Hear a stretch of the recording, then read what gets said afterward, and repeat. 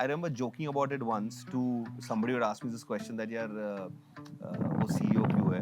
I said look, firstly because she is a better CEO, but I also said that यार सीधी बात है, अगर lipstick बेच रहा हूँ मैं बेचूँ और वो बेचूँ तो किससे खरीदेगा बोल तो I made light of the situation, but it is true. The number one mistake हम जो करते हैं is like assuming that investors are in the same game as you. Investors are not in the same game as you. They are in the same cap table as you. Please understand this difference because their game is to multiply their LPs, limited partners' money, their fund value in 7, make space for them to come and actually do what they're supposed to do. If you get in an expert and then try to micromanage the person, you're defeating the purpose.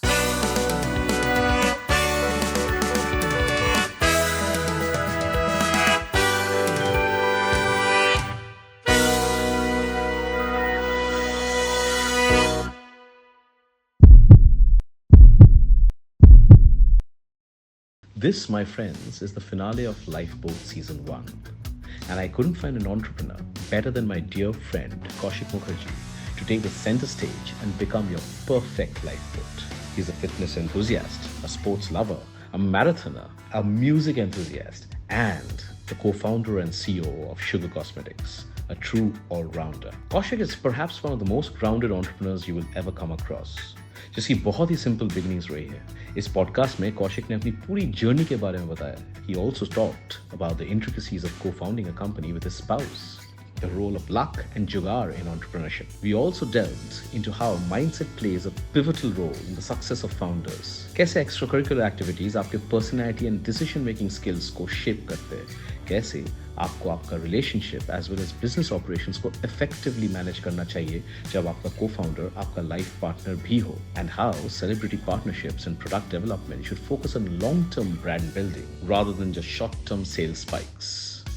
Plus सुनिए कौशिक के ऐसे कई अनसुने किस्से जो सुन के आप भी बोलेंगे इसे कहते हैं हसल दोस्त. Sit back, enjoy the episode. कुछ सीखिए इससे, कुछ इंप्लीमेंट कीजिए and keep building one step at a time. Watch, like, share, and subscribe to our channel and let us know how this episode helped you. Welcome to the Lifeboat. Let's dive in. So We are doing this. we are trying this again. Yeah. Thank you. Yeah. This is the season finale. And it couldn't have been better than having you on the finale. Maybe it was meant to be that you close the season instead of opening the season. No, I followed a lot of the episodes that have come out till date, and I think it's interesting, very, very amazing how the audience has taken to it, right? You've gone very deep into some of the topics which may not be the most social media friendly or SEO savvy, but there's clearly a gap, and you're educating with a lot of entertainment in your own style. So I'm up for it. Thank God. Thank God. Since we are taking a second crack at it, the idea is this time we better make some kick-ass content. And good part, honestly, Kaushik, has been that it's never been about clickbait. It's never been about just going across and trying to get something viral. But why? Because it's too deep, yeah. Why can't deep be clickbaity? I wish it could. It still hasn't been. Yeah, but see, for us, I mean, I'll cut a few layers and jump right into it. Okay. Like, I want people to notice SUGAR Cosmetics on social media. Okay. But people are scrolling on social media, especially if it's Instagram where you're on your feed. It's not search based, right? So I have an idea. how? Why don't you take off the t-shirt and do some kind of full mont? We can start with that. It's going to attract a very different target audience. Which may not want to put the makeup. Which is not the SUGAR Cosmetics target audience. But one thing which the team figured out was that forget about marketing to consumers. First, get them to stop scrolling. Can you get them to stop scrolling? Which is like, it may not be clickbait, it may be something extraordinarily gorgeous, a trivia which people find it very unique and exciting and oh, really? But the challenge is to get them to stop. And it's not very different from real life. I mean, literally, if you're, say, maybe in a crowded marketplace trying to sell, Yeah. like, in universities, college fests, there were these business fests wherein they'd be like, okay, you have 30 minutes, go sell this pen or something to as many people as you can for 10 rupees. And you literally try and tap people on their shoulder. And people don't stop. Yeah. The trick, I know we call it clickbaity and we think clickbaity is bad, but the trick is to get people to stop. Stop. You can't communicate with somebody who's distracted and moving. So there are 10 ways to do it. Yeah. If 9 ways fail, clickbaity, I'm okay with that. And a lot of people may know, a lot of people may not know that you and I like to use the word fortunate enough, but hopefully, we are fortunate enough to also be schoolmates. Yeah, although we never really knew each other in school, yeah. Yeah, fortunately. Or unfortunately, I don't know. Look. But You were the rowdy baby in school, okay? I was the good boy in school. I like the rowdy baby Side part. note, we still are that way. So that's not changed at all. We'll have to ask on one of the sugar town halls. But tell me, and I want to dwell. We don't have to ask a sugar, ask any of my investors. My investors in their conditions precedent add, we will not have to deal with Vinayak from Vertices because it is very painful and he fights a lot to get the things. I'm like, that is the point. So, but sorry to interrupt, please. No, I'm glad about that. Again, I think most of the founders love me for that. Some of the investors may love me, may not love me, but that's a different point. But let's talk about this mindset of acting versus doing versus talking versus walking the talk. A lot of these thought processes come in. Very few people perhaps realize that essence of mindset is also evolutionary. It evolves over a point of time. And I want to take different chapters. The idea of this episode, the idea of this season finale is to go so deep on the mindset of a very successful founder. Hopefully, again, I know you're going to be very I kind about lost saying him at it. essence of mindset evolves. Yeah. यार थोड़ा dumb it down कर दो ना. Yeah, but this is not to be dumbed down. यार, दिक्कत ये है. मतलब ये So season finale है. We need to make it relatable. You'll have to raise the bar. Raise the bar. Season finale. So, first, let's go to the whole thought process of the power of mindset. Okay. What is your definition of mindset? Number one. Okay. Number two, do you think this is something that the seed gets laid right from childhood? Or is it something that one sees evolve across multiple circumstances? Take us Fabulous. through Kaushik's essence of a mindset. And I'm going to link it to sugar, I'm going to link it to Vineeta, I'm going to link it to work, I'm going to link it to Fabbag, I'm going to link it to kids, all of it. But let's start with the first question. What is a founder's essence of a mindset? One request. I'll come to the founder mindset later. Let me just talk about human beings. Talk about mindset. human beings. Mind. Yeah. A mind thinks. A mind It's imagines. supposed to think. A mind imagines. When you're trying to imagine a future, I have not met a person who would imagine a bleaker future. Everybody hopes for a better future. Yeah. Now, when you're imagining, that's step one. I think talking action बहुत बाद में आता है. So when you start imagining, you start yearning Yeah. for a future. Now, some people yearn. That's when there's a break in the flow chart. Some people yearn for a future and say, यार ये तो मेरे से नहीं हो पाएगा. यार ये तो मेरे life में possible ही नहीं है. Maybe that's 80-90% of the people. And there is that precious 10-20% who says that, oh shit, if this is what my life can be, it's going to be so kick-ass. मैं करके दिखाऊंगा और मैं fight मारूंगा. So, you never shared the questions with me earlier, so this is completely impromptu. But That's how it's supposed to be. You remember we had a school diary. Yeah. And Blue colored. Yeah, and I remember in one of the, I think class 1 or 2 school diaries, I had written this quote. It was the motto of the Olympics that were happening that year. And I think it was the 1988 Olympics, if I'm not mistaken. Assuming that I'm getting the date right. It'll be class 2 for us. So it said, it was 3 lines. It says, aspiration leads to motivation. Motivation leads to determination. And that's how stars are born. You wrote this in class? I did not write it. This was the actual official motto. I was like, okay, we should shut this right here. It's over. You said essence of evolution of founder. Yeah. But Go no, ahead. I read it somewhere. Okay. And I mean, we were what, sub 10 years, 8, 9 years old. But it seemed very interesting to me that, you have to aspire for something first. Now, if you aspire and are in that 10-20% who think that, yes, this would be cool to fight for, that is your motivation and a fuel. Why take one more step? That leads to determination. Then you're on track. Then talking happens, manifesting happens, action happens. There is no guarantee that your dream will come true. At least you know that you are moving towards that. I can't tell you the number of people, and some in my own friend circle and family, who think that, यार ये तो नहीं हो पाएगा. मतलब, you can't. I don't understand that mindset. I don't understand the mindset because, in fact, this might be controversial, but I find that mindset a bit privileged. Because you are so safe in your own cocoon, you're not pushing yourself out to not just better your life. See, let's face it, if my life gets better, the life of people in my family, my friend circle, they get better. Yeah. how can you not put fight for that if you've taken the first step? आपने dream करने का जरूरत किया है, फिर आप lazy हो गए कि यार छोड़ दे यार, ये तो मेरे लिए नहीं है. So I think that's a bit of the mindset which boils down to your second question, that is this something you're born with or does it evolve over a period of time? I absolutely was not born with a founder mindset. Yes, I could imagine that, okay, life would be cool if you had a magical watch which could summon a robot, like I used to watch Johnny Socko and imagine those. The flying robot. The flying robot and all. But I think that's where your life experiences shape you. And one of the most pivotal experiences for me has been business school. I'm the first to admit that you do not need a MBA degree to be a founder.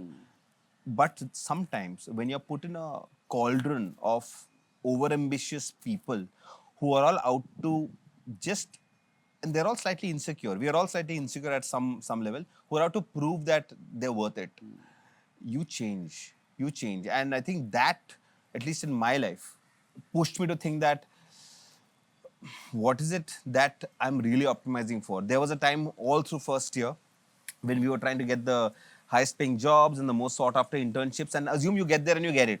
What after that? That's when you realize that time is the most finite and critical element in each of our lives. And at the age of 21, 22, when you're graduating with a fat paycheck, it pays to actually pause and ask, I can go down this route 6 years later also, because now, assuming there is no marriage pressure, kid pressure, location pressure, if you can do some random here and there, right? This is to be absolutely beeped out. No, there's no beeping out in our podcast. Arey yaar. Sorry. As a successful founder, what is your definition of Jugaad? Is it positive? Is it negative? What is the essence of luck? How do you marry these two together? Can you play with luck without Jugaad? Can you have Jugaad and yet be unlucky? How do you play this out? How have you seen, maybe some anecdotes, some situations, how you've seen Jugaad act as positive and negative in the journey of sugar? Luck playing a very relevant part in the journey of sugar. Maybe even the journey of fab back to sugar. There's so many things. Talk a bit about it. You know, Vinayak, you asked me about luck.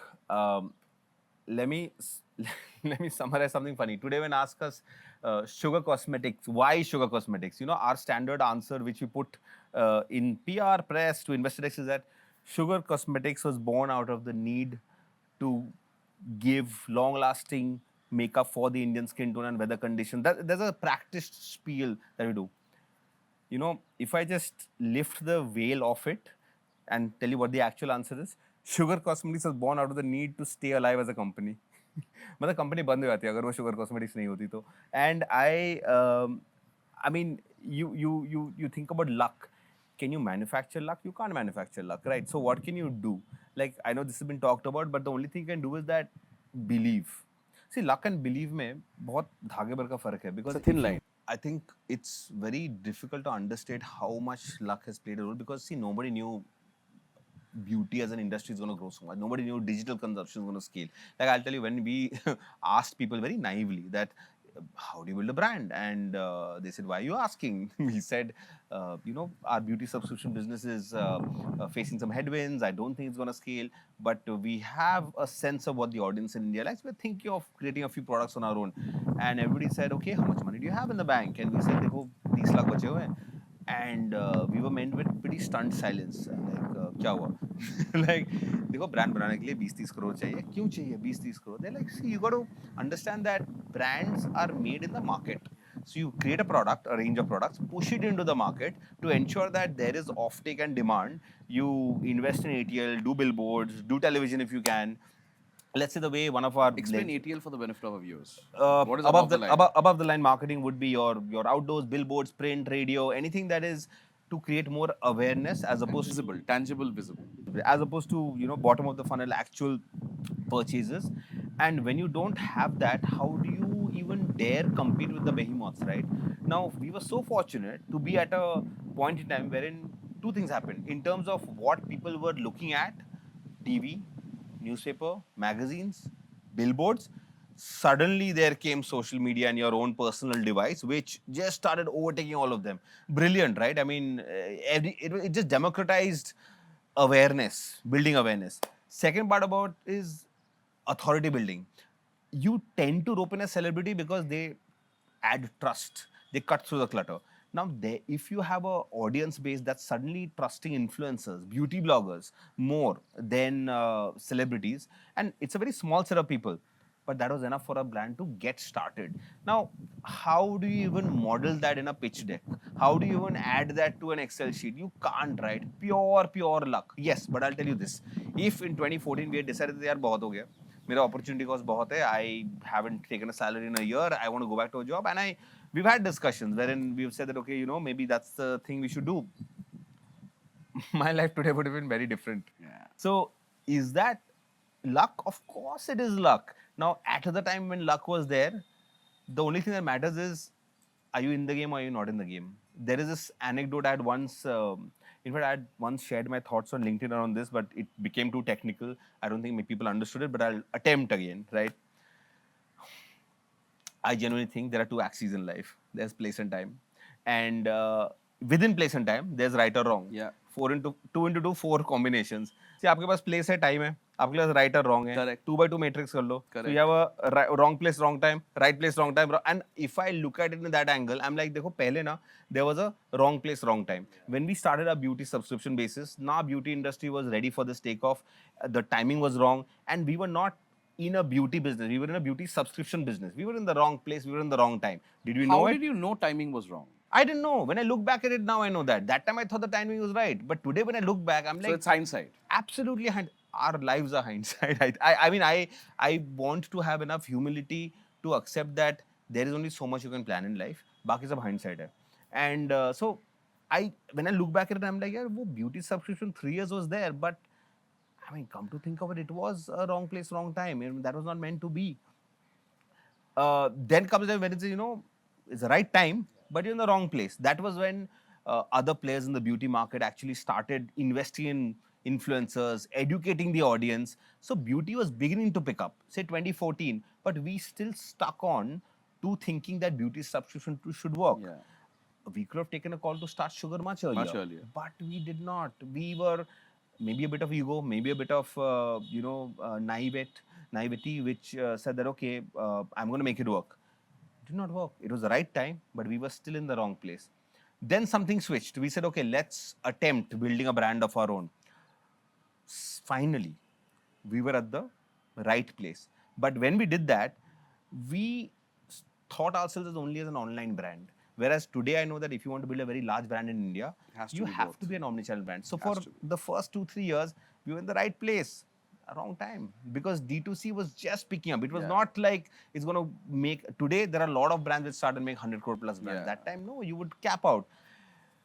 Finally, when you run out of options, what are you left with? You are left with right place, right time. So I've realized that a trick in life is to believe that kabhi na you're going to run out of all the wrong options, and right place, right time, that lightning will strike. Are you there when the lightning strikes? It is so easy to... But it's almost like the flow of the nature. But the point is, are you resilient enough to stick through and then be in that particular Are you point? and can you be? See, I'll go back to the point you mentioned earlier. There are some things which are cut too close. If your family is being impacted, you can't. It's very... It's fantasy to say that you're going to stay away. But if you can... See, if you think that people around you are suffering, take a call it quits. If you think you are suffering, ask yourself, Can you take more? Can you take more? Because I genuinely think that over the long term, the people who really last long and do really well and make change, it's not about people who like hit the hardest. It's about those who can get hit the hardest. It's a Rocky philosophy everywhere. And as they say, it's not about the size of the man in the fight, it's the size of the fight in the man. No doubt about it. But come to the second part of the question. And this is beautiful in terms of how luck transitions into, over a point of time, the right place, right time, and then that's the takeoff, that's the trajectory, that's the springboard. But what happens in this journey? That's a lifeboat also at times. It's a lifeboat. I think lifeboat is throughout, right? The mindset itself, lifeboat. We'll come to a lot of nuances of lifeboat. But a lot of times as founders, we go through situations we only see dark. We only see absolute darkness. It's mind-numbing, right? A lot of times you cry alone. And बहुत अच्छा सा, there's a whole thought process, and I love doing this शेरो शायरी between situations to say that there's this one example of this, to say that कि अगर मेरे आंसू के कुछ उस हिसाब से थॉट प्रोसेस है कि अगर इन आंसू के कोई कीमत होती जितने मैंने अकेले बहाए हैं, अगर इन आंसू के कोई कीमत होती जितने मैंने अकेले बहाए, तो मेरा तकिया आज करोड़ों का होता. हाँ. So because end of the day, all of us, we are in a situation where as founders, we can't show to the world we are breaking down. We have to show that resilience. But that resilience also comes with the context to say that, is it that Jugaad is a inherent element of building? Or is it something very beautifully put in one of the episodes to say that, sorry, the essence of shortcut doesn't work. You may think you're doing Jugaad, you may think you're trying to create a hustle, you may think it's an immediate stopgap arrangement and a stopgap solution. But overall, it's always about long term planning, long term execution, long term thought process. What has been your experience, interpretation, thought about Jugaad? Give some examples of your life in sugar. How has that come out? You know, the thing about Jugaad, which I realized today, is that there's, as you said, there's a spectrum. There's good Jugaad and there's bad Jugaad. And the difference, if you ask me today, is what you can't do and what you want to do. If there is something that you can't do and you are telling yourself that यार ये तो मेरे से नहीं हो पाएगा, that's being lazy. Try करके देखो. मतलब maximum क्या होगा? नहीं होगा. Fail होगा. But in that 2% that अगर ये हो जाता है, right? And I'll give you an example of that Jugaad, okay? I mean, doors will open. I'll tell you what is bad Jugaad. Bad Jugaad is where you lose your moral compass. Yeah. And you do stuff which you know Ethically, that you shouldn't. Yeah, ethically yes, but sometimes even empathetically you shouldn't. I mean, even if you know that ethically, maybe Beautiful. Give examples of this. See, ethics for me is the law. Empathy and ethics is also my moral compass. Empathy is wherein I know that I'm great, I'm on the right side of the law, this doesn't transgress any rules, but this will absolutely decimate the person who is on the receiving end of it. It pays to be empathetic. It pays to, like, I know there's a lot of chatter around, especially now around companies reducing headcount. Yeah.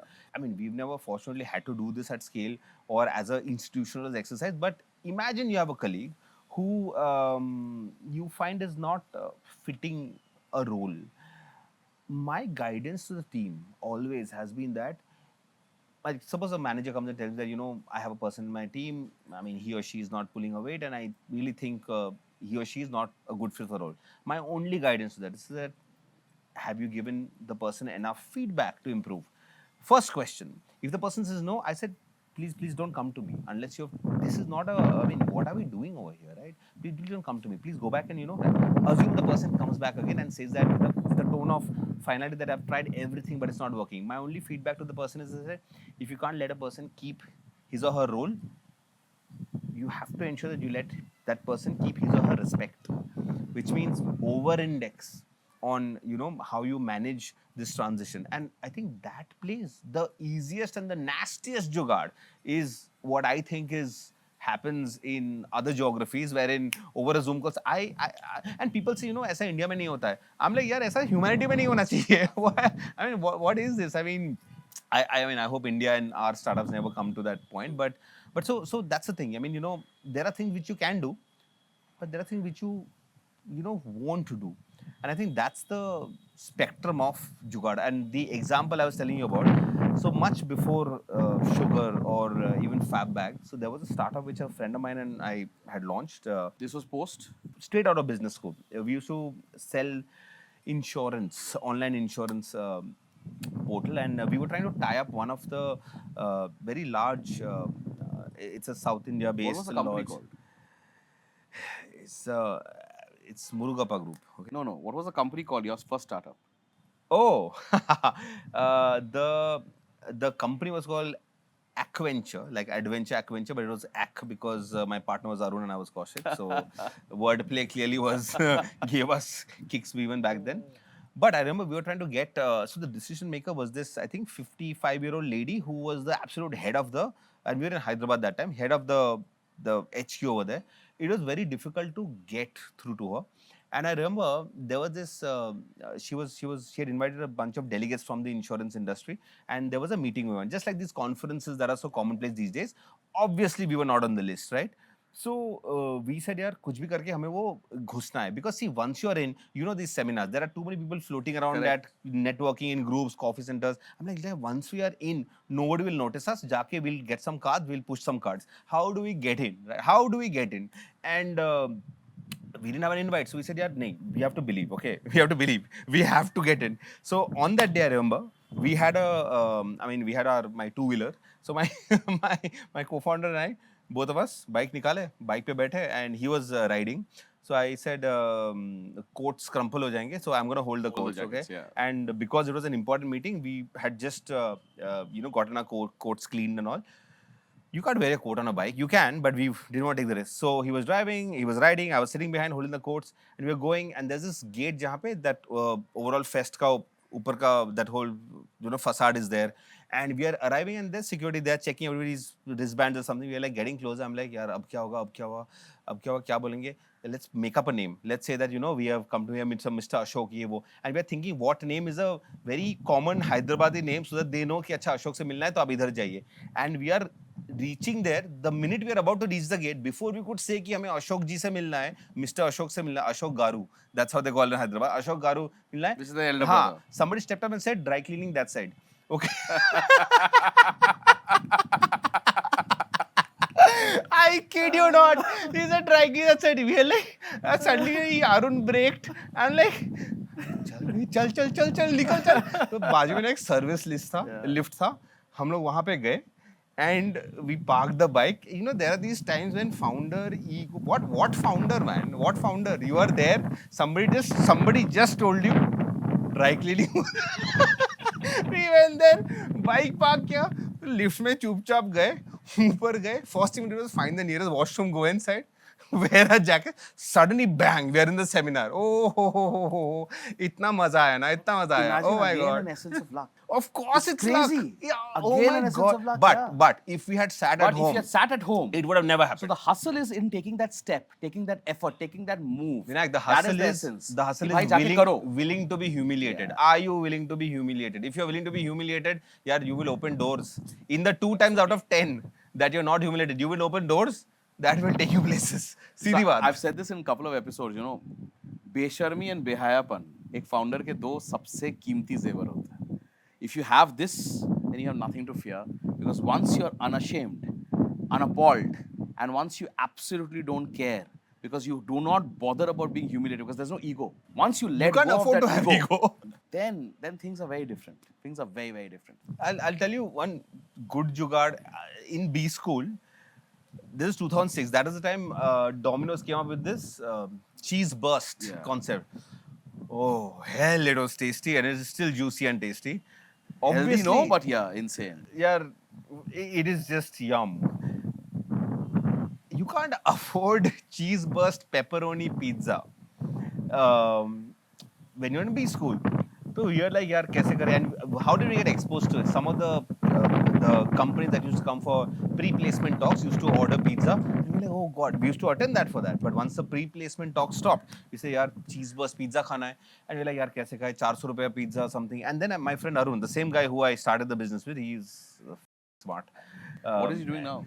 So Arun runs this very interesting. You have asked the question. So Arun, when Berkshire was in India, they ran Berkshire Insurance, and Arun they had roped him to lead that. After Berkshire exited because it wasn't making money for them, he basically pitched to them that I will manage your process outsource. So he started with that. Now he's dabbling in AI in insurance and ML in insurance, and a lot of very funky What's the stuff. company called? It's called Exceedance and EXCEEDANCE. A very large company. So, but Very cool. he Are you guys in always- touch? Very much so. Our kids, all of us did this Christmas trip together in Lovely. Goa. So, and he always frets that they don't get the multiples in US. It's a US based company. Multiples in US that we get in India. I said, hey. So now since you mentioned B school, I'm going to take 2 steps back. So I'll just complete the story. Yeah, One second. yeah, The yeah. whole point was the reason why I brought this story.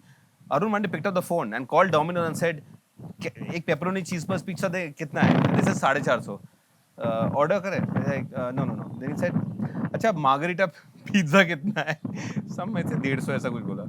Said, can you add a double layer of cheese to it? Yes, sure, double layer of cheese to it. How much is it? Some 60 rupees. 60 rupees extra. Yeah. Acha, can you add pepperoni toppings on it? Pepperoni toppings on it. Some another 90, 80 rupees. Total, it came to about 280 rupees. And he ordered that. And when it came, it was this double cheese pepperoni. Now, here's important. Was that cheese burst? It was not cheese burst. To us, it felt equally delicious as cheese burst. Correct. And it was pure Jugaad. Correct. He saved some $200 on it. Of course, the scheme became very popular later, so they shut down giving pepperoni toppings with. Yeah, but see, that's good Jugaad. Like that's fun Jugaad. Sorry, I interrupted you. Yeah. So I now want to go back to 2 steps back. We spoke about B school a couple of times, but let's go to engineering. Yeah. Yeah. Post school, and that's when we all moved on to do different things. And everyone's journey has been very interesting, very, very outrageous in its own way. I have a lot of fondness on the pizza bit that you spoke about because I also had direct exposure on how to get that done. Because I used to, correct. so I actually during my college McDonald's? McDonald's and Pizza Hut. Hey, So you lunch know. shift was McDonald's and dinner shift was Pizza Hut for that extra rupee, $25 an hour for lunch and $35 an hour for dinner. These are actual numbers. Actual numbers. And in 99, 2000, that was a massive amount of money. Wow. Plus a burger and a Coke free and a pizza and a Pepsi free. Amazing. So that's a different level. So, my hustles we'll talk about separately. But coming back to now, engineering.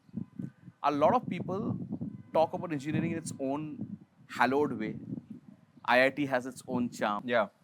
Whole bunch of our friends are IIT pass outs. True. IIT also supposed to be a great level player. Yeah. But here comes another guy who maybe have tried through the IIT, Yeah. could not have cracked. We don't want to get into, maybe you want to get into those details. But here is this another very interesting institution called BITS Pilani, Yeah. which supposedly is the Kejo version of IIT. That is so below the belt, man. That is so below the belt. It is Right? absolutely not the Kejo version. Yeah, You- at least all my friends who have been in IIT have spoken about Pilani as the Kejo version of IIT. there was a book, Blue Ocean Strategy. Now, I read the book much later, but I realized that, there are these survival instincts all of us have. So, one of the survival instincts which I discovered very early in me was that choosing where to fight, Yeah. where to pick the battle. I remember seeing a lot of my batchmates back then, Batchmates, yeah. studying really hard for IIT, and I tried for a bit. Yeah. I remember taking those Brilliant tutorials. brilliant tutorials. I Team remember it. Masilamani Street. Yeah. I remember that. It used to come at home. A heavy book. Yeah, very heavy, big ones. Yeah, and I was in the commerce section where I still saw all of you carrying very, those. very heavy books. Yeah. So, but I picked up the pink Irodov book and tried to solve Yeah. something. Whenever you see a textbook which is this small and the solution to a textbook in 6 fat books, something's very suspicious about this. And I tried it, never really penetrated my skull. So yeah, IIT was something which every person writes, science person writes. Where I wrote about it, and I think physics, was it? Maths and chemistry made the cutoff. Physics I didn't make the cutoff. But turns out that was probably one of the best things to happen to me. Yeah. Because when God closes a door, He opens a window. Yeah. And fortunately, because I had focused a lot on my 12th, and part of that was also because there was this person I was seeing back then who I, for some strange reason, was trying to help study. Not strange reason. It was a very objective orientation. No, I'll tell you what is strange. She was the first girl. I was not. I was nowhere in the top 10. I don't know how I was helping her study, but apparently I was. Therefore, it was not a strange reason. The Therefore, reason was it is- with a lot of objective. With a very, it is. I don't know. It was strange. Yeah. We'll continue. It was strange. And so suddenly the marks, even my grades started improving. And when the 12th. Now that is strange. Now that is strange. No, it did. And that's how Pilani worked out. So it was amazing. I mean, when everyone was trying to chase the very, very competitive IITs and the West Bengal joint entrance exam, the Karnataka K-SET exam, ICC, the core base grades turned out to be brilliant for me. But even then, see, that is a blue ocean in itself, where people are not everybody is fighting for that Yeah. Pilani or the ICSE grade, but because those grades worked out very well, I was able to get into a good institution. Even within that, they normally take 4 PCME, physics, Yeah. chemistry, maths, and English. Now everybody knows. See, it's changed now. Every score I see now is 99%. But back then, it used to be really tough. I mean, things would be 92, 94, 95, 96. So I remember maths was something which is objective. So everybody would get 99. And for the life of me, in class 10, I didn't get a 99. So I was like, yeah, I have to get a 99 in class 12. And I worked really hard for it. And I remember on the day, I finished the exam, came out, and I realized that there's this negative one I square. I had missed a minus. I'm like, I was super distraught. I'm like, फिर से मेरा 99 रह जाएगा. You can't get 100 because the report card में सिर्फ 2 digits, 7 numbers के लिए. As luck would have it, my English scores were 98. Nobody gets a 98 in English back then. No. So no. I mean, I was like, how? English literature or language? Hey, there was only one.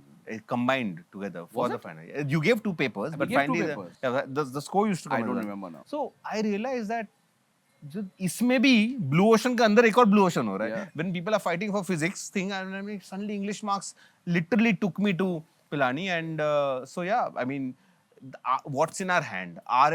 What's in our hand is put effort. Yeah. Put Give you effort. 110%. Yeah. If your plan A doesn't work out, you will have a plan B. Some other plan C might work out. Who knows? True. That was engineering for me. It was getting into engineering. First time you're out of home, right? You're with a bunch of. It was a large batch, 800 odd people. And with a decent ratio. Very good ratio. It's That's why the KJO version.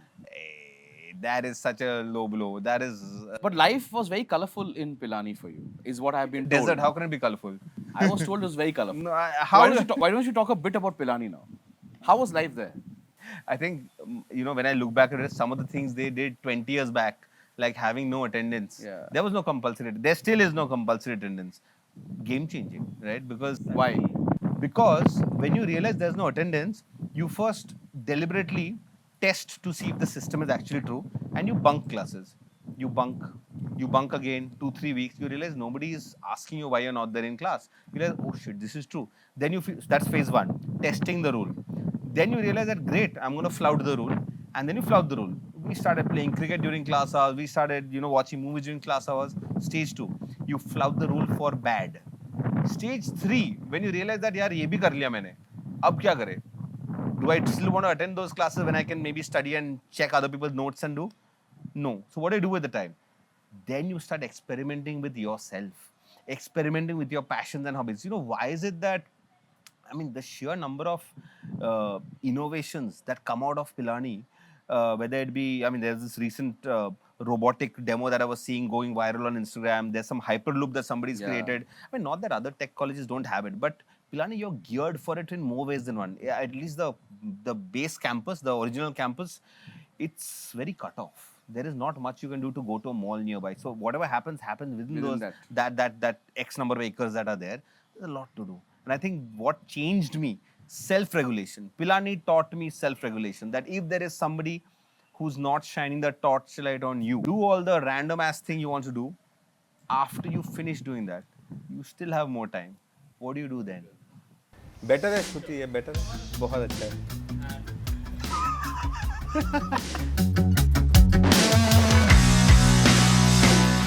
Shruti, you can't be biased only towards him.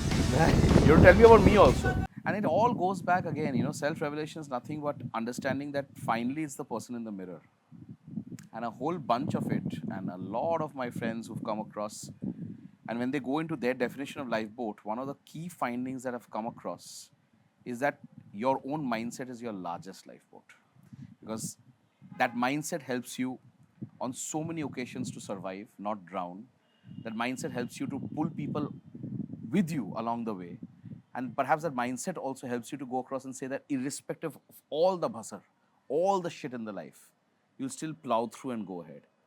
And I guess a lot of it, again, shapes up in terms of how you build work, how you build business, how you build a venture. All of those come into play there accordingly. So Pilani happened.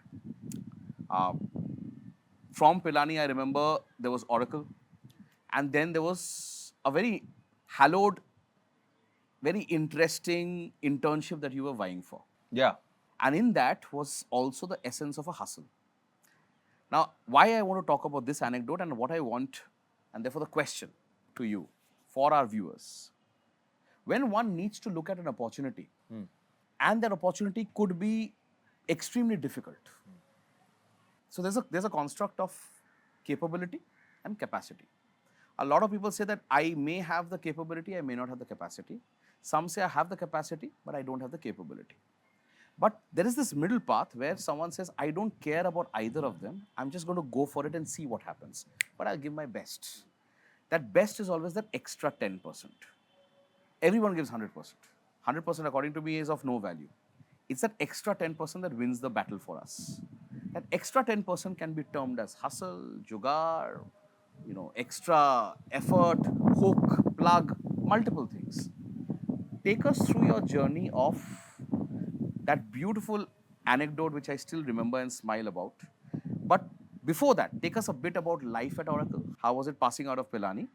Take us through life at Oracle, and then take us through that very interesting essence of how you cracked that internship, which I think most people were vying for. See, what I remember of moving out of engineering Pilani is that when there were campus placements, and this is the first time you're sitting in a structured Yeah. placement environment, it is very easy to just go for the first thing that shows up, right? And typically, back in 2004, 5, 6, the first companies who hit campus in engineering colleges were those that used to recruit en masse. Used to TCS, Infosys, they used to come and pick up maybe 100, 150 odd people. And I remember back then, I think in one of them I didn't clear the cutoff, and the other I didn't feel like applying. And a lot of my batchmates back then, very, very brilliant students with excellent grades, they were so scared that उन्हें job नहीं मिलेगा, job नहीं लगेगी. They just went for it. They just went for it, and they got. And there was a rule that once you get your first job, you can't sit for another. Give the opportunity to others. Yeah, and back then I realized that maybe it was a blessing in disguise that I didn't get through, because later, maybe in the second week, Oracle had come onto campus back then, and I managed to go through the rounds and I was selected. And I remember when a week back, a lot of the IT firms who were recruiting with very entry level pay packages and large number of people with very non-differentiated roles, a lot of people ask me that, यार, why don't you sit for it? I mean, why, तुझे क्या लगता है बाद में job मिल जाएगा, sit for it. But यार, अगर तुम्हें कुछ करना नहीं है तो why would you sit for it? And that I think was the first time I realized that there is power in saying no to things which will not make you happy. And there is always FOMO. I think there's this new concept FOMO के साथ साथ JOMO, joy of missing out.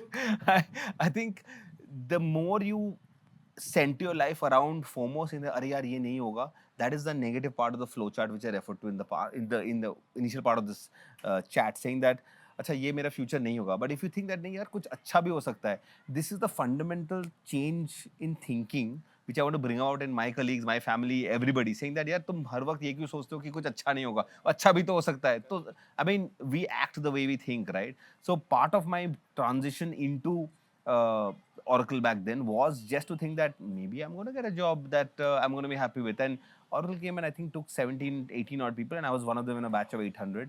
So people were surprised, but I was grateful, saying that, chalo, fortunately, I didn't opt out of the process by switching in some of the others, ones which came earlier. See, in business school, when you're placed in a potboiler of hyper-competitive, over-ambitious, insecure people, you realize that you can't wing it. So you still want to win. You still want to grab that opportunity. Right? How do you grab that opportunity? मुझे लगता है life में ना you can win or get your opportunities दो way. या तो talent से या hustle से. But step one is to be very, very self-aware कि आपका talent है कि नहीं to get the opportunity. That is everything. I mean, if I zoom out, I know for a fact that there are people like Vineeta, for example, who finished their education at IIT and directly went on to IIM, which means she prepared for IIM while she was on campus. That requires a separate level of core intelligence and just orientation. And dedication. See, that is my point. In campus, you have to be naturally brilliant if you're trying to cracking as competitive an exam like CAT, along with finishing your last semester on campus. It is very, very hard.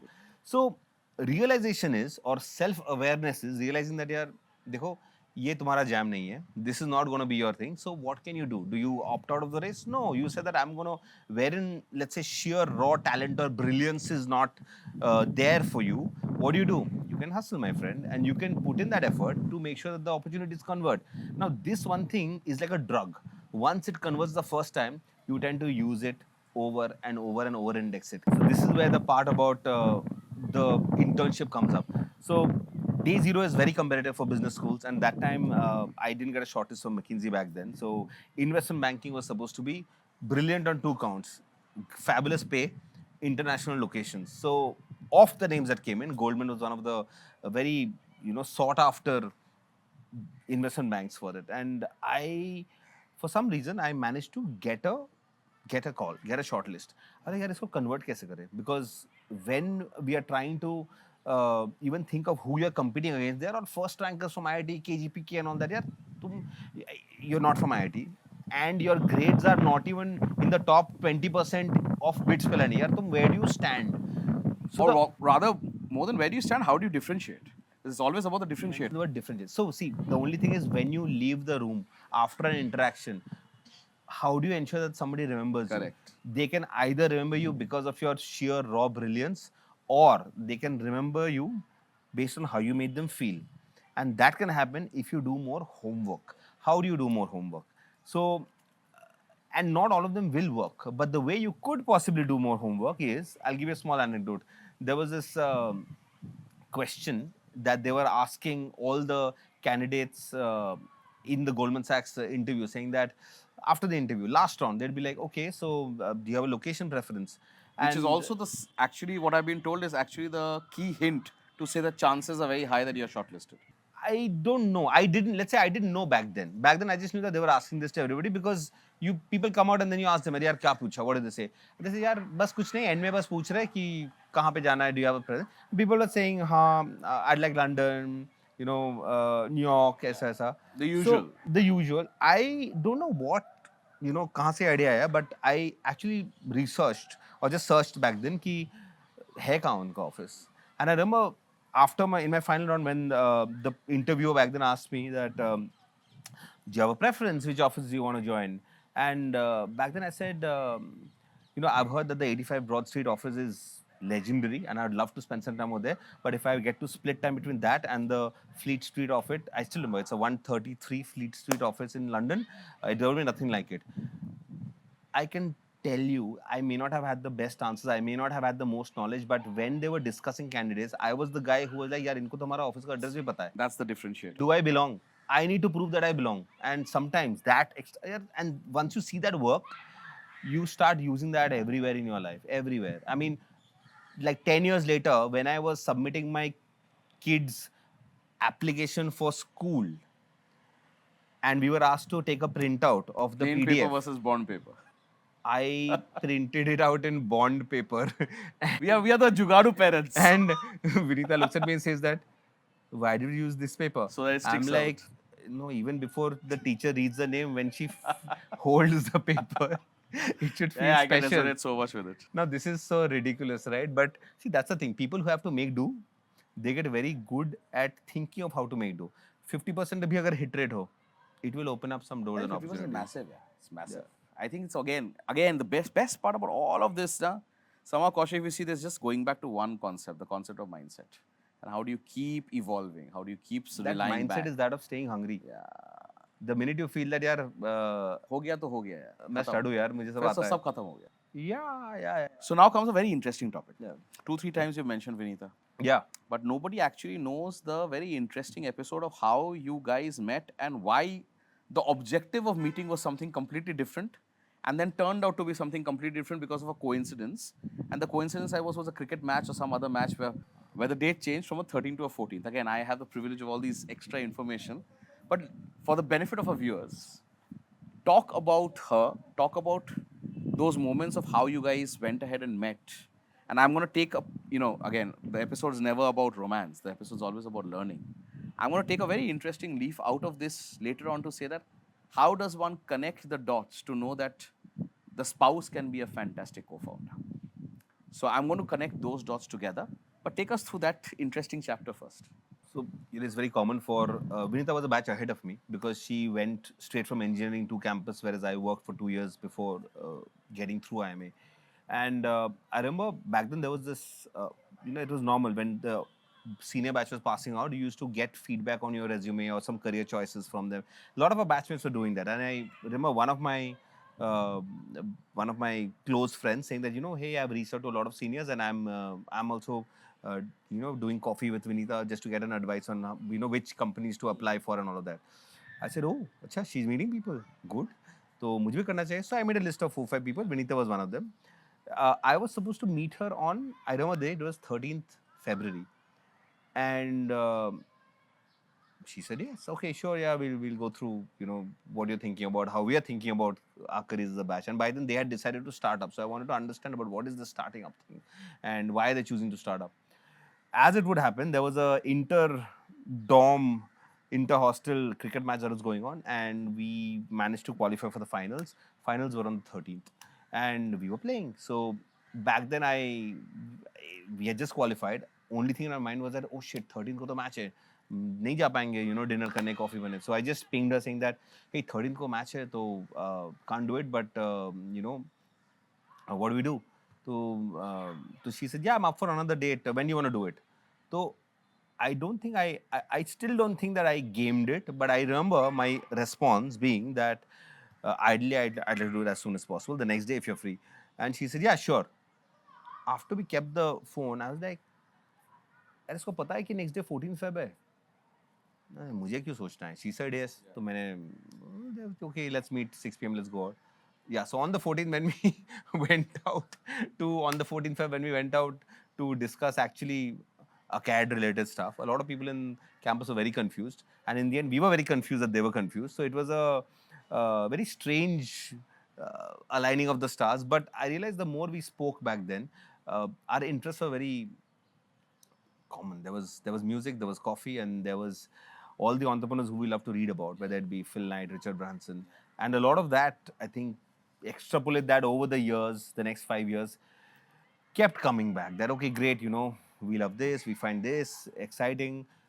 It would be fun to build together, and but we were not immediately convinced. I think it took 5 years of us trying out different things, us failing at many things, and finally when we got back, we said, okay, chalo, ab kuch try karte hain. Together. And I think that's what, yeah, together, and yeah, turned out to be one of the best decisions of our lives. Lovely. Now tell me, and coming to the connecting hook that I asked you, and I've had the advantage of advising several spousal founders. Some of them are very successful, right? And we've seen some of the stories which are not successful as well. So maybe an Oxygo of business, fantastic stories. Sugar, fantastic stories. And we've heard about some which are not. And I don't want to take those names. But there may be several of our viewers similarly placed, where they are in this conundrum that there is a relationship to handle, and then there is the business to handle. When you're in the business and when you have verticals very clearly defined, there is possibility of conflict, there is possibility of clash, there is possibility of arguments. And that then can go back and impact the relationship as well. How easy is it to compartmentalize? Number one. Number two, from your perspective, what are those key takeaways in terms of having your spouse as a co-founder? 3 best things, 3 worst things. Some things that which you believe the viewers will get a lot to learn from, given this very interesting journey of crests and troughs both of you have been through. A lot of pain, a lot of failure, a lot of tears to a zenith of massive success, massive fame. Relative, it's work in progress. Everything is relative in life. The pain is relative, the joy is relative. Don't get philosophical with me. You are getting philosophical. You would keep the humility card outside of this Tears, podcast. emotions. Yeah, I like that question. 3 good things, 3 I bad saw things. the emotion with the Ranveer ad also and the other ads also. So let's not get into your nice humility card. You keep it outside this podcast, okay? In this podcast, just be the Kaushik that I know and let the viewers get to know that Kaushik. From the spousal perspective, 3 best things, 3 worst things. What are your learnings? What are your offerings and teachings to the viewers? You want to start with the good things first or the bad things? Bad things always. Okay. I think the number one bad thing is that you live double lives. And you don't talk much about it. But your lives as personal people is very different from the kind of lives you project out to your colleagues and you project out to your to the industry as well. Yeah. And that can take away from what a normal, regular, stereotypical, Stereotype is a wrong word. stereotypical, but it's a normal, A regular simple life. relationship, a regular, simple, Could be. regular thing would be, yeah. Yeah, a usual relationship would be. So there are parts that are missing in that, which is missing. You can't do much about it. So all you can do is remind yourself that it's a trade-off which nobody asked you to take. You decided on it On your own. Suck it up, right? So what is that? Second is disagreements have to be very carefully choreographed. What does that mean? Go deeper. Disagreements have ramifications, which means if you choose to disagree, there has to be a rationale for it. Now, in life, of all the people you have disagreement with, you will be rational. You will take an attempt to justify why you are pissed off or why you don't agree in maybe 10% of the cases, because otherwise you said no. I mean, I don't like it. I don't give a shit, right? But you can't do that here, right? Because here's a person who, I mean, whatever you are disagreeing about, the outcome of that will have a significant impact on the journey of your company, maybe trajectory of a colleague. So those have to be. There is a rule. There are rules of engagement when you disagree, which is not there in normal couples or normal co-founders. You can just be so. That I think is one of the more, I think, strenuous parts of it. And you mentioned three things, right? The third thing is it is very hard to talk about anything else apart from work. Yeah. Very hard. So Very even when you're, I mean, I could be in a dream location on a beach, sipping water, of course, coconut water, and we'd be like, यार ये ना idea अगले साल हमें launch कर देना चाहिए. You would be like, shit, why am I discussing work over here? इतना जगह अच्छा जगह है, माहौल अच्छा है, why am I discussing work? Then you realize that माहौल अच्छा है, जगह अच्छा है, this is why you want to discuss the work. So And I think the overlap also is beautiful. It's not negative. Negative nahi, but it's unusual. It's unusual. It's very unusual. So I face the same problems. Archana and I were having the other day a conversation where I think the thought is there is no right time or right place in terms of this. It's about the need, it's about the situation. If the work need is such that in a vacation or in a family time you have to talk about work, so be it. If the family need is such that you want to talk about your kid or something which is important even while you're in the middle of work, so be it. I guess it's very, very relative in terms of the situation. Three best things of having your spouse as a co-founder. it is easy. One is blind trust. I mean, there is so much of your life which is beyond your control, and there's a lot of mental overload if you try to micromanage everything. Realizing that you are the sole answerable person for it. Imagine doubling that for work and for life. It is incredible to have somebody who you can just split the load with, like literal share the load. So that's one. Second is, I think there is, it's a very personal choice, but if you're a fan of long-term compounding, then you can't build it with one person who you're not sharing your entire existence with. True. If it takes 30 years to build what you are eventually going to leave behind, there are very, very few people who you're going to be with for 30 years, spending more than 12 to 14 hours in a particular day. So here it's almost like you're structurally engineered into that relationship, which is helping you create those 30 years. And I think there's a lot of value in that. So that's the third thing. Third is, I think third is the most obvious thing. It helps make life easier. There are so many parts of the business which I don't enjoy, and there are so many parts of the business that she doesn't enjoy. There's this whole batwara that you do, which helps you, do the thing that you are most happy about. Isn't that supposed to be normal even with co-founders who are in a non-spousal relationship? Because you're supposed to compartmentalize your roles and not overlap each other's roles. You can, fair push, you can. Here the only difference is that because we spend so much time together, when I take a call on our behalf, I know I have no to kuch nahi hota. I have a sense of what the other person's point of view on this would be, which are the ones which are likely to be abrasive, and those selectively I can still surface for discussion. So I think that level of knowing somebody beneath the skin Helps. that maybe some co-founders and some brothers may have it, but it is especially true for a spousal Chances of relationship. second guessing becomes lower. So you're calibrating You know second how guesses to a people certain think extent. about time. Yeah. You know how people think about money. You know how people think about giving other people chances or making time. For example, the real life role play in a family situation gives you that so many opportunities in a day to understand how my partner feels about money, how my partner feels about maybe time. Translating that or extending that to work becomes that much more easier. So I think there's merit in that. There is. So this also leads me to a very tricky question. And this is a situation where very rarely people face this, but our society is also somewhat tricky on certain aspects, right? Somewhat. Yeah, like we are not drinking, similarly, somewhat. See, lifeboat has to be on water. Yeah, always, always. Lifeboat has to be above the water. But coming back to the question again, it's slightly tricky. See, a lot of times some things are structured, some things are planned. Unfortunately, there's an adage always to say it's the man's world, but the woman makes it better, right? You're in a very unique place and a unique business where the product itself is predominantly for women. Yeah. Very few SKUs, very few products are for men. Because cosmetics is supposed to be for women. There were certain calls you all took, there were certain thought processes you all played through, which played very well for you. One of the things which played extremely well for you was the entire Shark Tank episode. Yeah. There's no qualms about it, that it also had a huge impact on the business, a positive impact, because there was a brand within the brand that created a massive traction, that created a massive ripple through, a trickle down effect to the products as well. But what it also did was it put one founder completely in the limelight. Yeah. Did. And outlined saying that this is the person who's running the company. Yeah. But in reality, there are two people running the company. When I say Yeah. two, I'm saying from the co-founder's perspective, there's a whole plethora. I keep saying this. अकेले हम एक नाव बना सकते हैं, इकट्ठे एक जहाज बना सकते हैं. So there are L1s, L2s, L3s.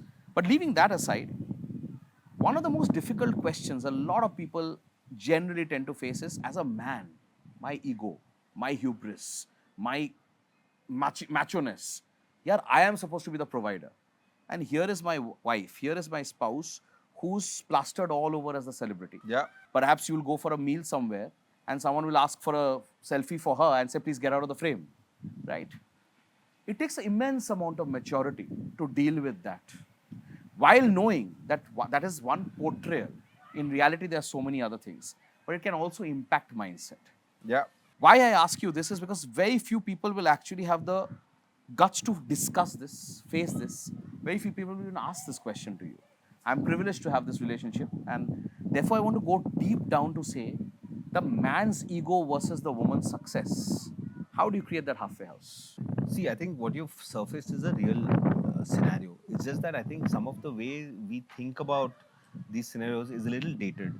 Like, we grew up on movies where they showed that some of the quotes you mentioned, that, you know, there's a provider for the family and there's a how do you deal with success. Ambition. The question is, what is driving you? If it is ambition that drives you, ambition to create, to be something, is it an individual ambition or is it a combined ambition? Now, one of the things which fortunately for us has been that once you've been through such crazy times wherein you feel that you're never going to surface, you realize that like life is really messed up, and someday if we crawl out of this hole, we'll be grateful for anything that comes our way. And then you stop, when you go through a lot of such repeated scenarios wherein you're struggling to breathe, you stop existing as individual people and you realize that together, how can we survive this? And when you survive, then you don't decoalesce back to individual people. Your entity, your ambition, it becomes a joint ambition. It becomes a joint dream. So that is why when an opportunity like this comes up, the natural first instinct, theoretically it could be that why not me? But in our case, that never arrived, because I remember joking about it once to somebody who had asked me this question that यार वो CEO क्यों है? I said, look, firstly because she is a better CEO, but I also said that यार सीधी बात है, अगर lipstick बेच रहा हूँ मैं बेचूँ और वो बेचूँ तो किससे खरीदेगा बोल. तो I made light of the situation, but it is true. So today, I think all of us have roles to play in our lives, at home and at work. And if that role requires her to be on stage and screen, I know it's not something very enjoyable for her all the time, because It's intrusive. she used to be a very private person, still tries to be, but it's very different. So exactly that situation happens when people come in and say, "Yaar, selfie lena hai." So then usually if you ask somebody who's taking a selfie, I will like, "Yaar, phone mujhe de, main photo leta hu." And I've gotten used to that. So I think it all boils down to the mindset. If you think, यार, अपना self-worth किससे आता है? If your self-worth comes from how good a husband you can be, how good a father you can be, how good a boss you can be, right?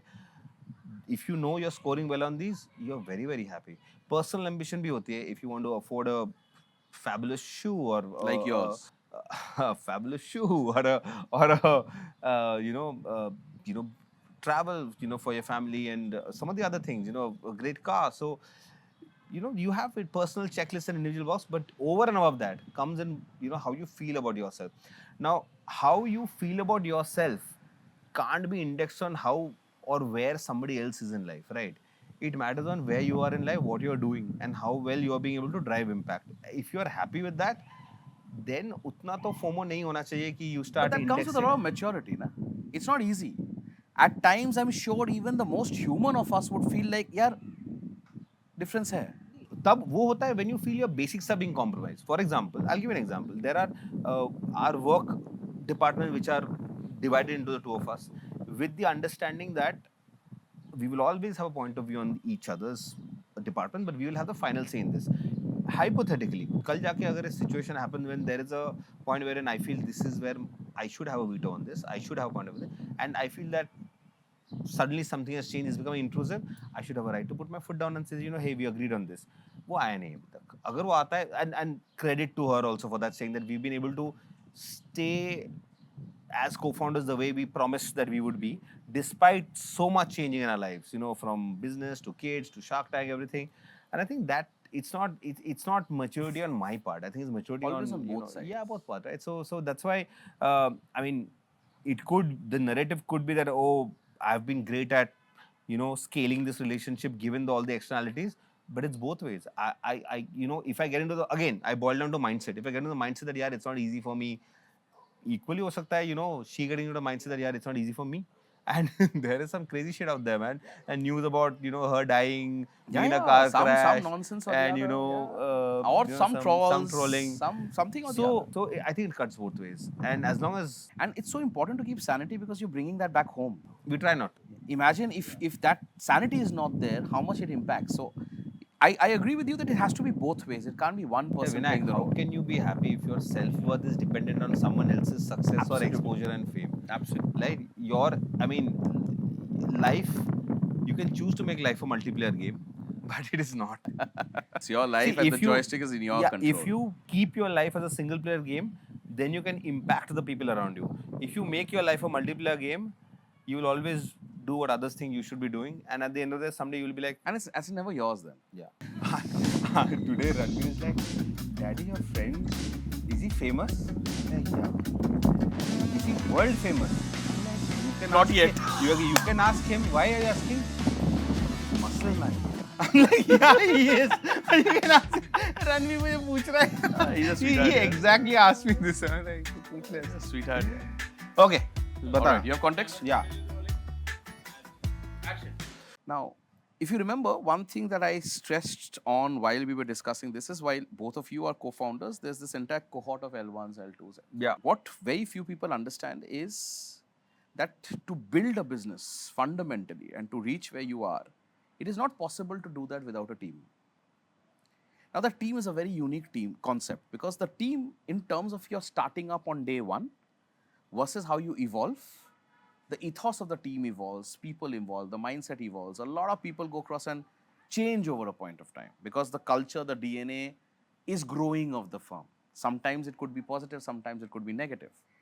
The question that I have, which is very pertinent for our viewers, a lot of them might be at the age and the stage to say, how do I decide that L1, L2, L3? What are those parameters to understand that these are the right hires? How do I go about hiring and knowing what the red flags are versus, yes, this is the kind of person that I definitely need to have on my side of the team? You've personally invested a lot of time in hiring. I know that because out of several calendar meetings, a whole bunch of them are just locked in on interviews that you do. And therefore, human capital is extremely important for you as a co-founder. You've also hired more than 600 people now. So you've gone through different levels of hiring, mindsets of hiring, seeing different kind of potential employees come in. For the benefit of our viewers, take us through that founder's mindset to identify the inner circle, identify that cohort. How important are those L1s, L2s, L3s? What are those aspects that a founder should definitely take into consideration while hiring and even more importantly, while perhaps letting go? I've always said, hire people who are expert enough to know more than you, but humble enough to learn from you. Because I follow that myself. There are people who you need to find a way to work with because they are experts. See, I mean, you start off as a journalist, you push yourself everywhere, try to solve. Why are you able to make progress? Because you refuse to give up, which will get you someplace. But there are people who know how the game is played. How do you make space for them to come and actually do what they're supposed to do? If you get in an expert and then try to micromanage the person, you're defeating the purpose. So I think that how we think about team building is that we have to be very clear that for each function, when do you lean in and when do you step back? For any function, any initiative, any brand, any project that is starting up 0 to 1, lean in like it's day one for you. Lean in and check everything, that you're not taking shortcuts, that you're not spending too much money, that you're not compromising quality. The minute you find traction, step back and then let the people who know how to take this moving vehicle forward. And that is not easy to do. I struggled a lot with it in the initial years, but I've learned that over a period of time, that's one way to, and that if you can do that, that attracts people. I mean, word gets around that this is a company where you can come and actually do good work. You can build a career over 3, 4, 5, 6 years, The essence of ownership. which you are willing to give if you are able to hand over the reins to someone. I can't have a. But how difficult is that? Because as a founder, we all want to micromanage. But We are all control freaks. I agree with you, but there's a time when bandwidth starts becoming a constraint. I agree. Like if I'm a person who believes that replying in 24 hours is important, and I realize that I am failing at that, I'm not able to do that, then at one point in time you realize that, okay, enough, right? I have to move this out of my plate and delegate. And either you learn it yourself or the school of hard knocks teaches you to. So what would you rather do? Would you rather compromise on your like equity within the company to say that, oh, this guy's too busy to reply and all that, or set up structures that can help you be more? SOPs. SOPs are always key. What's that biggest red flag? Especially when you have to let go. And especially when you let go someone senior in the organization. No, so when I have to let go of things that I take care of personally, my biggest red flag is the person who I'm giving it to is operating at 30,000 feet. So you're breaking this up into two parts. One is about let go of things. Yeah. Second is about let go of the person. I'm happy to let go of things to people who I know will not operate at 30,000 feet. Right. Like, because the minute I let go, if a Yeah. person is operating at 30,000 feet, they assume that I have let go. Correct. But I don't let go when I let go. When I let go, there is a cool off period of maybe a month wherein I'm actually engaging at a deeper level. And if at that time I find the person who I have let go to operate at a 30,000 feet, the trust of letting go doesn't come. Absolutely. Right? So, which is why I think it's easier to let go to people who I know won't do a shortcut job of it. Shortcut Right? job of it. Correct. And a red flag. I mean, see, in all these years of building, and I'm saying all as if we are 60 years old, there are many going to be years, but the biggest red flag is entitlement. Define it. I know what is right. Who knows what is right? I mean, the prime minister of the company doesn't know what is right in the next 4 years because the world is changing so much, right? I mean, I knew what was right maybe 2 years back. I don't know what is right right now. We are trying out 3 different things, but for people who come in, sometimes if so the entitlement plays in 2 ways. One is thinking that my way is the right way, but the right way changes, and the only way to keep us alive, only thing that can keep us alive is if you're humble and nimble. That rhymed. Okay, so humble enough to accept that things change, nimble enough to Adjust to make that change, right? So I think so. One is that. The second is of course assuming that life में ना आपके लिए सामने red card बिछाया जाएगा. यार red carpet कहीं पे बिछाया नहीं जाता है. Okay, so many people come in and they realise that यार यहाँ पे तो ABCD चीजें तो बेसिक है, ये तो नहीं है. And the best people realise that नहीं है and then they set about setting that up. But there are people who will be like, yaar, ye to hona chahiye. So here's how I react. I've realized over many tough conversations that life mein it's not worth telling people what is right, what is wrong. I am not here to convince anybody what is right, what is wrong. I am here to communicate very transparently ki how people can succeed in an organization like ours and how people can really struggle in an organization like us. So as long as I communicate that, then it's a person's choice, right? I mean, a person may not want to jump through hoops when the person can maybe find success in a different organization. So especially in today's world, it can't be personal, it can't be transactional, but it has to be very transparent that bhai yahan pe ye chalta hai, yahan pe ye nahi chalta hai. It's the role of the lighthouse. I call it the lighthouse zone because you have to showcase where the rocks are, and then it's up to the person after that to know whether you want to go across and float through somewhere else. The rocks are there. Rocks are always there. Every place has rocks. Your business also is a very interesting business because it's a very consumer-oriented brand. Yeah. Now, consumer-oriented brand also has a very interesting adage saying that the larger the name, the bigger the face, the more the attraction for the consumer. You've also successfully recently done a joint venture uh, with Kareena Kapoor Khan. Again, very fortunate to have advised you on that. Simultaneously, similarly, another very dear friend of yours, again a very dear client of ours, M. Kafin went ahead and did a joint venture with Kriti Sanon. So again, very lucky that we advised them on that as well. So we've seen this trend on this particular segment of beauty and cosmetics business to try and see that there is a great opportunity of, and I don't want to use the word piggyback, but a great opportunity to try and blend in resources and try and add that catalyst to a product. Take us through an experience for a lot of our viewers who may want to tie up with celebrities, who may want to tie up with different influencers, different, so-called well-known individuals in the glamorous side of the society. How has the experience been? How was your experience with the Kareena Kapoor? How was the entire deal structure? What is your mindset when you decide that, okay, this is a very new and a very different proposition I want to go across and do because no one's thought of it yet? How do you innovate like this? And how does life with an influencer or a celebrity work in a business where finally numbers matter? Finally the product matters. Finally the consumer's feedback matters.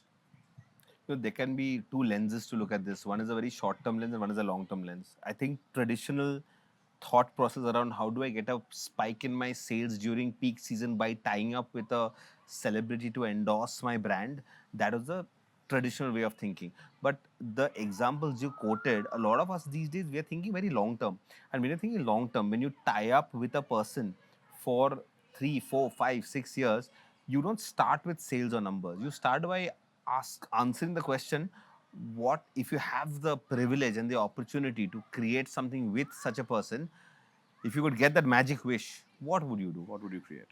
And that opens up that opens up thinking. And when you're able to structure is a strong, when you're able to imagine something that can be extremely valuable for the consumer, exciting to create, that excitement shines through. You end up communicating that. And a lot of artists these days, they actually are preferring deeper engagements in preference to a lot of short-term transaction, and even if in the short term it amounts to more earnings for them. Yeah.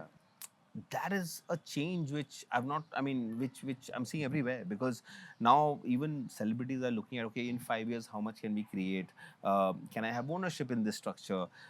A lot of larger companies may not have the flexibility to do that because they have more restrictions. This is where I think it's a under-leveraged, advantage for a lot of startups. And I think the biggest business startups do is that the celebrity is too big for us. How do we even excite her? But ऐसा मत सोचो यार, मतलब कुछ exciting plan करके find a way to get that proposal in front of her or him or their manager. And ideas merit पे जीतता है आजकल, which is why you're seeing so many celebrity tie-ups which are Which nobody were not there earlier. more importantly, when you see the press releases or the media coverage, people don't first talk about the commercial aspect of it. People talk about the fact that they are what are they launching? The what? Correct. यार ये लोग कर क्या रहे हैं? What are they creating? So yeah, that. Skin in the game becomes that much more important. Yeah, exactly. How does one excite that celebrity? Is it about that long-term vision that you beautifully outlined to say that here is an opportunity to be part of something bigger? Or is it also that independence or creative element where the celebrity says that here is a chance of bringing some essence of tangibility in a product? Because creative art is always intangible. A lot of it in terms of consumer products, she sees tangibility, finally to say, here is a product I can feel, touch and use. Yeah. How does one go about that? How did you go about it? It's a tricky balance, right? Because if you put the onus of creation completely on an artist, it is very tough because their time is limited and it's very tough to get the amount of time you'll be able to get. So you need to bunch them up into structured number of days at times, or maybe brainstorming sessions, whereas creation happens on the fly every day. So yes, you have to reach a structure wherein the artist feels that, okay, I have enough say and influence in something that carries my name. And that I think there are no shortcuts to, because ultimately you're leveraging a person's body of work. No jugaad works here. You should not also optimize. See, this is a jugaad that you should not do, right? This is the negative jugaad. This is you should not do. If you're working with somebody, then you should honor the value she stands for. And if you think what you're selling is not aligned to the value she stands for, then don't force it. It's not worth it. This is beautiful. You can't force play this. It has to be Why? natural. It has to be very organic. If we are not organic, forget about the second layer customers thinking that it is organic and actually, buying it. There is another very interesting phase you've gone through. And that phase has been about the understanding of how important capital has been, because there have been stages where your own capital completely finished. You had no money further to put in. You had to look for external capital. You've gone through multiple ranges of external capital, right from friends and family all the way up to a few of the largest marquee names. Again, we've gone through a journey together, very, very deeply engaged in a journey where you unfortunately made some statements of marking me in a very nice manner at the very beginning of the show. But let's go a little deeper on that. How does one understand the right partner in terms of capital? How does one know that intangible and tangible capital have equal value, and yet maybe it's so bespoke to the situation that यार पैसे है नहीं तो किस बात का intangible, किस बात का tangible, check चाहिए. You bring up a very, very valid point, Vinayak. The number one mistake हम जो करते हैं is like assuming that investors are in the same game as you. Investors are not in the same game as you. They are in the same cap table as you. Please understand this difference, because their game is to multiply their LPs, limited partners' money, their fund value in 7, 6, 5, 4, 3, 2, 1 years, depending on कितने साल बाद of their fund life they're investing in you. Your dream may be कि 3 साल में company करके बेच दो, या तो 3 decades कंपनी चलाओ, right? How is it the same? When you're taking money from an investor, you see, if you can understand कि which investor absolutely needs an exit, as when I have investors who for the first 3-4 years, I mean, they absolutely did not even, talk to us about an exit. But when it was their time, they didn't even have to tell me. I knew that उनका fund life खत्म हो रहा है, 2 साल का extension है, they will need an exit. Or for example, say कोई market में दूसरा fund raise कर रहा है, and they need to show that यहाँ पे exit हुआ है, markup हुआ है for them to raise it. So now today I understand all of these because I've understood how the VC business works. ये जो 22 है, what is it? See, this is my biggest learning as an entrepreneur. Like हम लोग अपना business plan में इतना घुसे रहते हैं ना कि we don't spend time understanding what is the business plan of investors. To everybody starting out, I would say यार थोड़ा ना time बिताओ in understanding what an investor's operating cycle, business cycle, funding cycle, money movement cycle is. What drives them? Because if we don't, we will think that वो हम पे खुन्नस निकाल रहे. They are being personal. No, yeah, they are running a fund. It is business. Your business is your business. Their business is their fund. So, I mean, if we understand that, we can solve for that. Unfortunately, it took me a while to understand that. But fortunately, the last 5-6 years, we've had the good fortune of working with very, very empathetic and yet very well-respected large funds. And I have fortunately never had a, deadlock with them wherein I'm struggling to get them to, or an ugly conversation where I'm trying to, make them see my point of view. Because today, if somebody says, Kaushik, I need an exit, I know that they're not saying it because they've stopped believing in my vision for the company. They are saying this because यार उनका fund life cycle extend हो गया, अभी तो बनता है यार. So I need to take time off from my daily business to even solve for that. So understanding how investing works is super important for founders. And that is so beautiful. If you're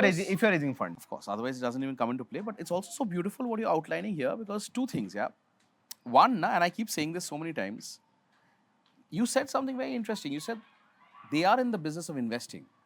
So finally for them, what matters is the return on investment and their exit. But you're also in the business of your business, and therefore that balance needs to be factored in. And that's where perhaps good advisors come into play as well. But a lot of times, that empathy that you spoke about is missing. A lot of times, a lot of founders have gone through situations where the terms are a little archaic.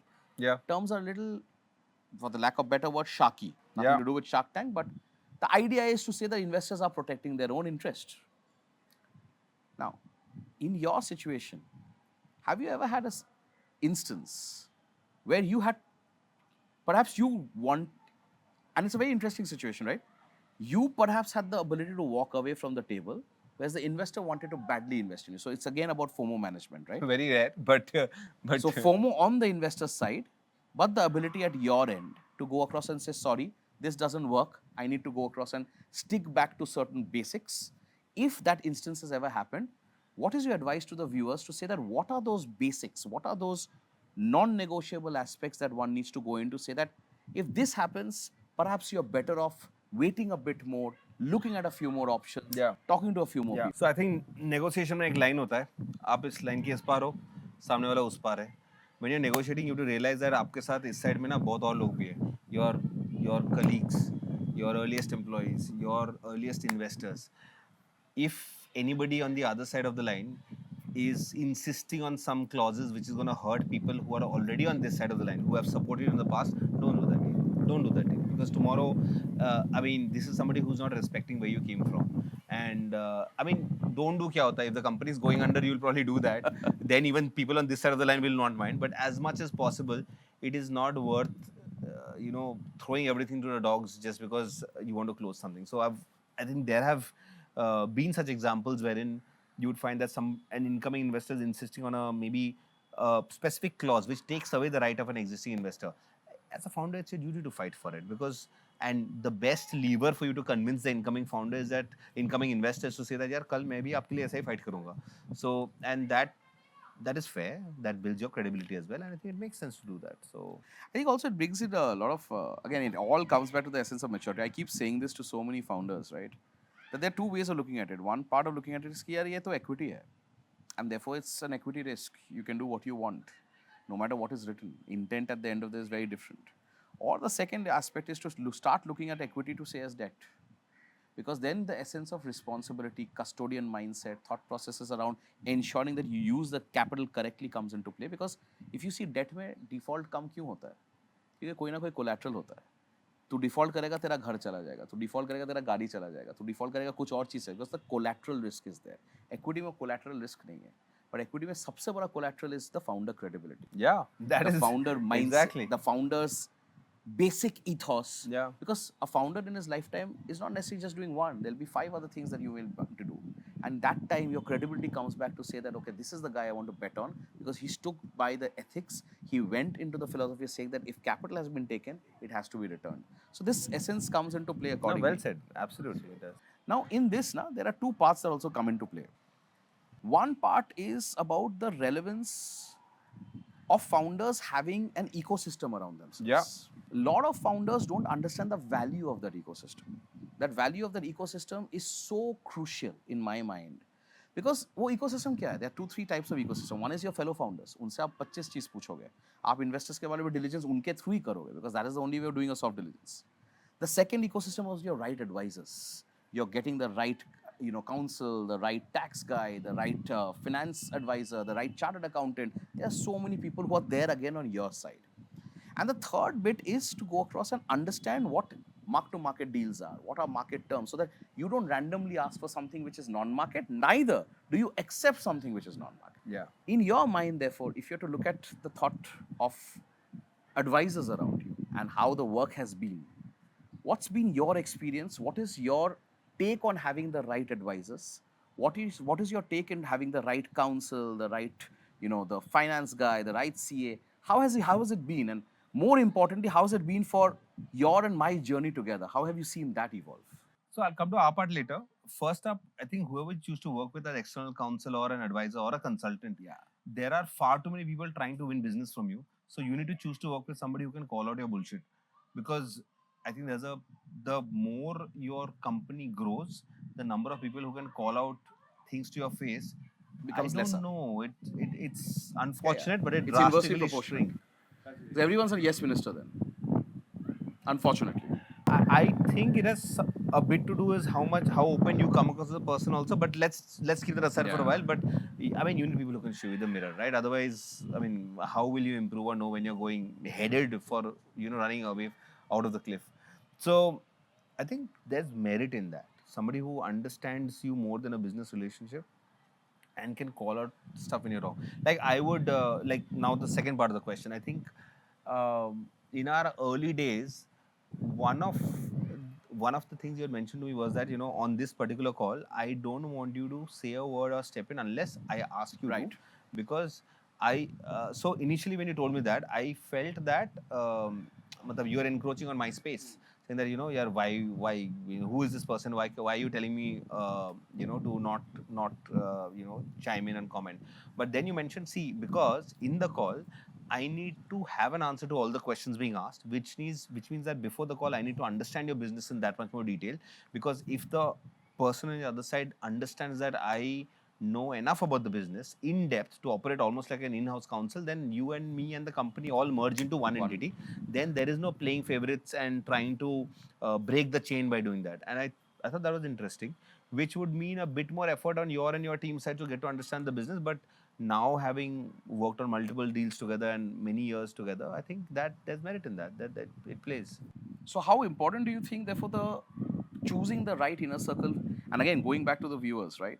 What is your advice in terms of them identifying the markers of the right inner circle? Because going forward, this inner circle to a great extent plays a very important role in the growth and the trajectory of the company, both organically and inorganically. Inorganic, of course, capital raises are inorganic. But inorganic is one stem, right? There's so many organic aspects that happen, so many other aspects of growth, so many other aspects of acquisitions, expansions. What is your advice to our viewers? How does one choose that inner circle, and what would you advise them about this entire cohort of inner circle? I think the easiest thing is to choose to hang with people who are like you.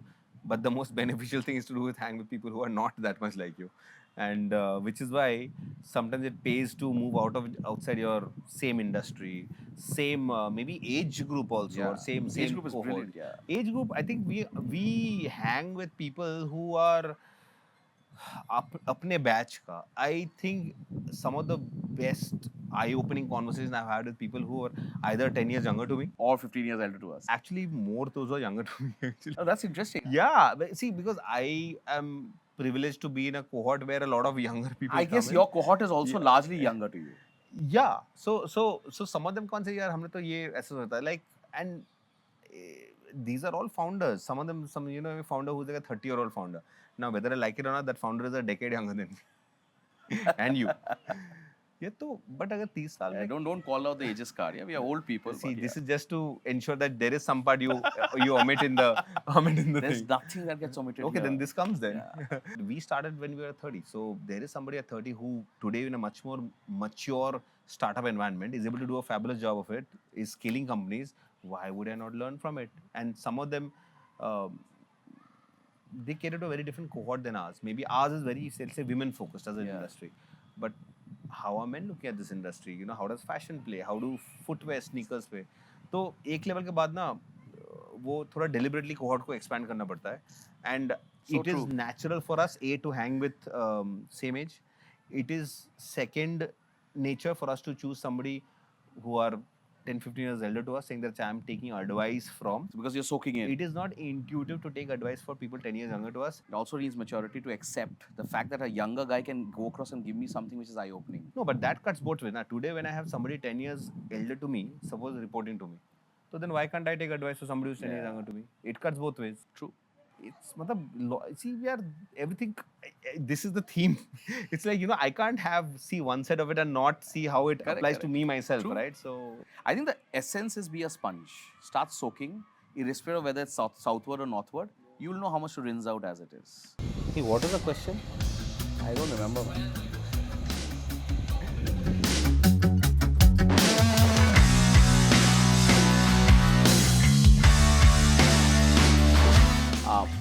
If you don't interrupt me, we'll continue. Yeah, now I'm losing my chain of thought. Let's go back to the thought. One of the things which I remember fondly, and I'm sure we both will have some fond, some not so fond memories of school, and maybe equal of each other. But I have this very fond memory of you where you used to have these two very diverse, extreme extracurricular activities you used to participate in. One was sitar and one was football. yeah, Right? Again, great forms of art and sports. But I also believe, and I'm going to hook this into various other aspects, but I also believe that some of these aspects shape the character of a person, which is what we are trying to do with our kids, right? We are trying to get our kids to play so many sports, so many different aspects, but all of this is at the end of the day to shape the character. So go a bit granular into your Cal days. Go a bit granular in terms of school to say, What are those 2-3 maybe experiences or 2-3 learnings from school that you took on to your life to take it next to the college, to the B school, to work, which still you hold very positively, very strongly with? Something that was very pivotal, something which was very shaping. Because again, the reason I ask this is because a lot of our viewers are young viewers, right? A lot of them may not have that mindset to go back and introspect and say that X, Y, Z happened in life with me, but there could be a learning from that. This may make them recalibrate what they have gone through and try and stitch those and say, यार इससे मैं ये चीज़ ले सकता हूँ, इससे ये बेहतर चीज़ हम उभर के आ सकता है. What are those aspects around it? So, do you have any such things that you believe somehow shaped you or made you or created some form of Kaushik, which is what it is today? How was school? How was Cal? How was life in Calcutta? But you know what? I loved playing the sitar. When I graduated or when I passed out of school and when I later, many years later, I realized that I enjoyed playing sitar. I was good at playing the sitar. Sitar was not the most marketable instrument in the world. True. Hence, if you look at pursuing a passion for the pure joy of pursuing a passion, sitar is great. If you're looking at it to open up new opportunities for you, give you influence, give you fame, open doors, sitar or whatever the real life equivalent of it is, will give you joy, may not do much for you. Unless you're So- Niladri. So, no, I mean, imagine somebody who's playing a guitar, for example. Far more influence, popularity, Cooler. demand, cooler, yes. Somebody who's, like, it's a classic difference between a drummer and a vocalist. True. A drummer is always at the back of the band, it's in there, and the vocalist is right at the front. Absolutely. So, unfortunately, we live in a world where when choosing a passion today, you may have to use the lens of which passion of mine is more marketable, which We should give the center stage attention. life was simpler 20 years back. Much, much. But now, I mean, I hear about kids, people, I mean, parents are talking about it. That okay, my kid will do this so that he does this and he will be, you know, ये college में जाके stud बनेगा. You know, Correct. like, I mean, that's not It why is Ranveer sad. plays basketball. But even He then, plays better than you as of today.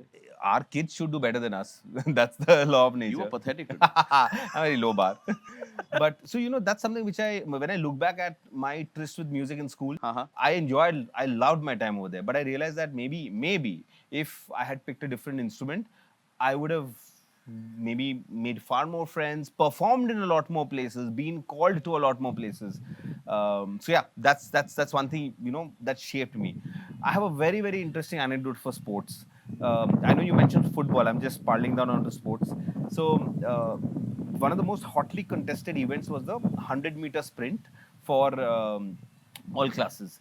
And there was like B, C, D, A, Super A division, the senior most two. And when we were in the Super A division, our 100 meters was also very, very hotly contested. And I remember during the heats, when you have to qualify for the finals, I was very underconfident that I would qualify for the finals. So instead of working on my sprinting or my breathing or my posture or my takeoff, when the whistle blows and you take off, I tried to find a shortcut. And I said, you know what can help give me more mojo, more power, more thing. Till date, nobody knows this, but actually nobody knows this, but about half an hour before the heats on our school, I was chugging a bit of beer in the boys' room. And I thought this beer will give me the energy to qualify for the finals. I look back at it, I'm like, oh, that's really stupid, right? I mean, you think that there are so many times you think that I'm not good enough, which is okay, which is self-awareness. But the second part, which is that I don't have a roadmap to improve myself. Hence, I need something external, which could be, say, maybe steroids for a bodybuilder, maybe, I mean, you know, the whole doping scandal that happens in sports. So I remember looking back at it much later saying that was so silly. And as it so happened, this was not the only lesson from that. I did qualify for the finals. Now, in the final, these were 8 lanes, 8 of the fastest boys in school. All what? How old were we? We were like 17, 18? 17, yeah. So we were fast. We were mostly fast. And I remember the whistle blew and we started sprinting. And when you're sprinting, you can look to your left, can look to your right, but nothing gives you as much focus and speed and direction as looking straight. So that I knew. So I was just looking straight and I was running. And when I was running, there was one guy, and I remember his name. There was a guy called Debarjo, Okay. 1 year junior. He was very nimble, light, and I could just see him. I could just see him because he was maybe 2 paces ahead of me. It's 100 meters passes by in maybe 12, 13, 14 seconds. And I could just see nobody else. So I knew that I was second at that point in time. I did not have to look left and right because I knew that my manzil was, I was not first, that I had to check ki who's close to me. I just had to catch up with the guy. I had no clue how to catch up with the guy. He was so fast. And he was one of those football players. He used to play barefoot. Oh, he was running barefoot that day. And he was running. And in those 12 seconds, in, for example, say second 6, 7, 8, I couldn't do anything to catch up with him. I was just running. He was running 40 meters, 50 meters, 60 meters, 70 meters. And I just had given up that I would finish second. I don't even think, I wasn't thinking then. I was just running, right? Something very strange happened. I don't know if his foot hit a rock or a pebble or something. But near at the 80-minute mark, he stumbled. I mean, do you see goosebumps here? Do you see goosebumps here? I'm still getting goosebumps thinking about that day, which was what was that? That was 2015. 24 years ago. No. That's 1995, man. 1998ish. So almost like so stumbled and because I was not looking left, right, and center.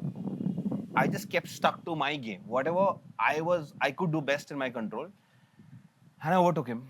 And till today in our batch, that 100 meters gold is mine. Yeah.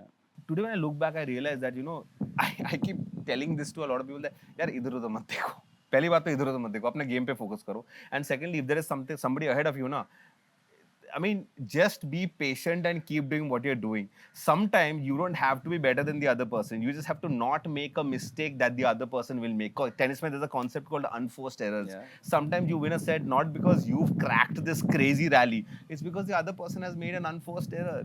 And that is something which has stayed with me from sports and specifically from my school. And it draws so much because I used to, you mentioned tennis, and I don't know if you recollect, but I used to play for Bengal. And for me, tennis taught me everything in terms of character, in terms of mindset, in terms of trying to know how to go across and reach where you have to. But tell me how I know you were one of the first guys I bounced this idea off. And now at the end of the season, after 18 episodes, there's been a lot of emotions, a lot of interesting feedback, a lot of thought processes that have come across. A lot of people have come and spoken about things which are not something that most people come and speak about. They've opened their hearts out. And this is that section of, the society where there are a whole bunch of viewers who look up to. They look up to folks like you. They want to be like folks like you. They want to perhaps aspire to reach the stature that a lot of you have reached after a lot of sweat, a lot of heartburn, a lot of pain, a lot of tears. But how has your experience been watching Lifeboat evolve the way it is, given that you were one of the first people I bounced the seed of this thought from?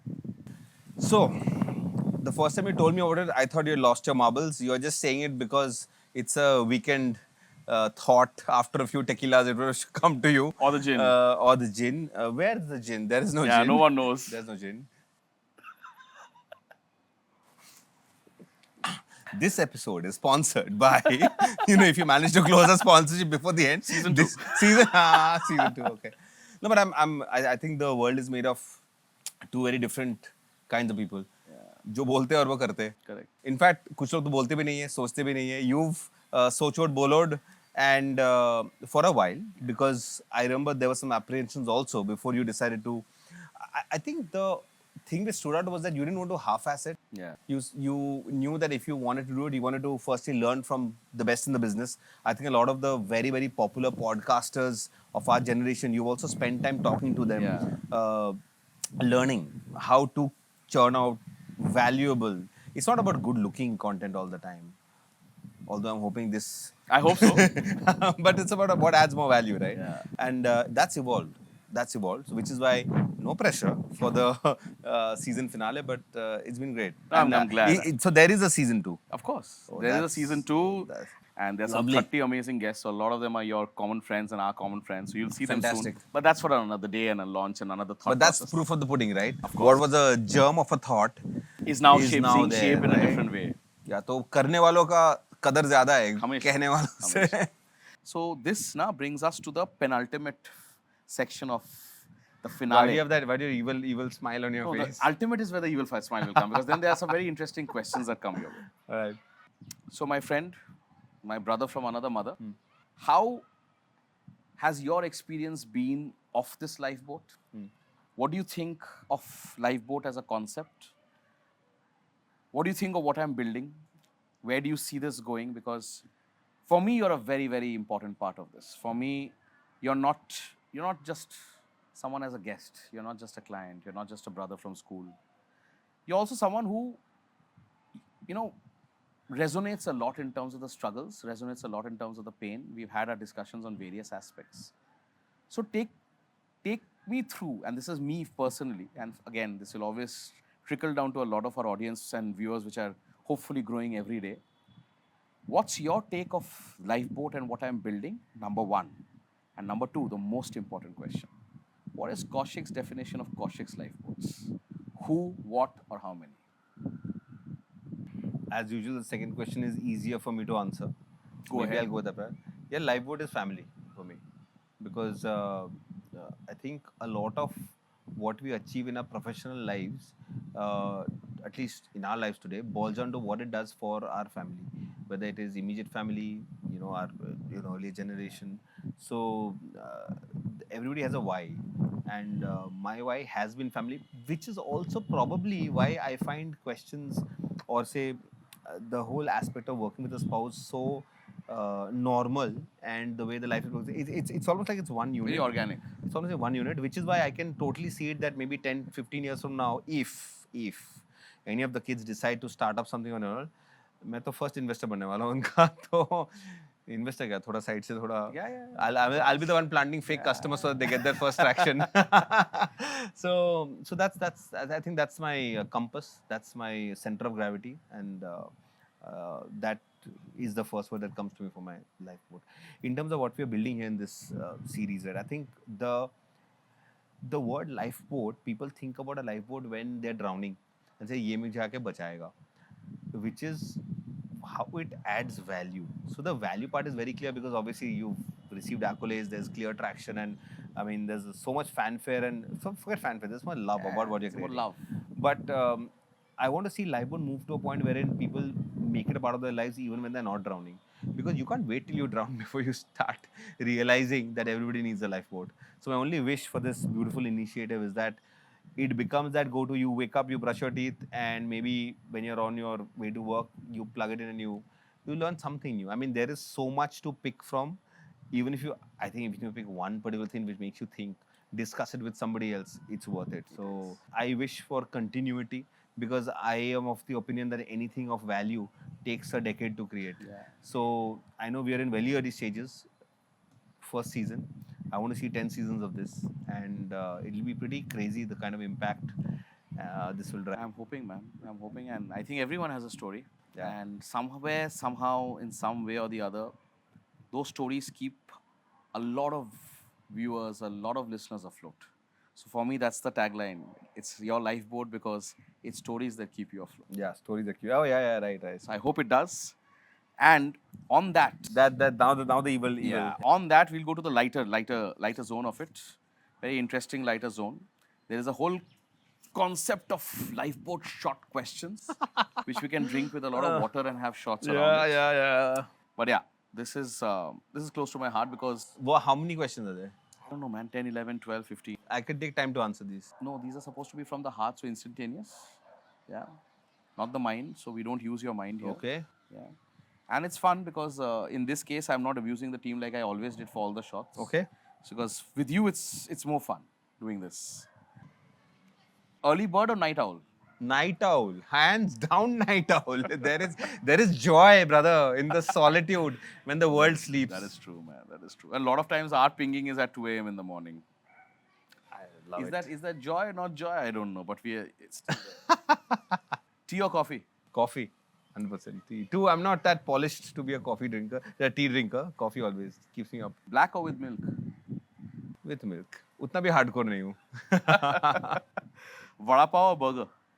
Oye, yaar. Tough If one, you're tough giving one. that gunpowder with vada pav, then course. vada pav. Then vada pav. Yeah. And the mirchi. Yeah. Mirchi, I'll spare, but the gunpowder. Yeah. Texting or calling? Texting. I want to choose when I respond. So texting and not calling. I very few people calling. Who's a diva between the two of you?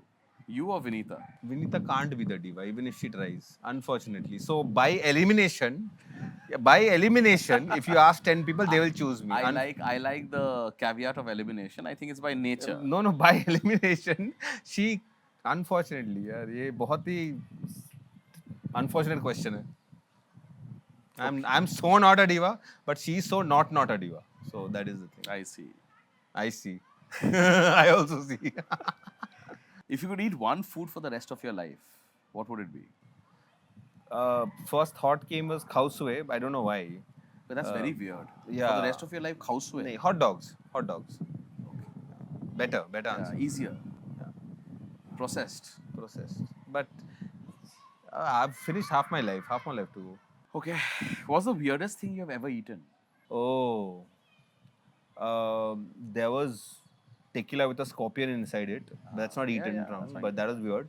And there was some seafood in South Africa which got served with the eyeballs looking at me. Yeah, the octopus. It was not octopus, but Then? it was looking at me, and Vineeta made a lot of fun of it. So I turned the eyes towards her, and then I started eating from this side, and she wasn't too amused. That was a good one, yeah? Okay, this is a... Yay or nay, pineapple on pizza? Rubbish. Yeah, I agree. Abomination. Rubbish. Pineapple on pizza. It's the yaar. worst thing. It's like This is something which I would love to know. And I'm sure the viewers would Yeah. also. What's the most embarrassing thing that's ever happened to you? Yeah, how many? Most. Most embarrassing. Something like that really drew the flush out of you.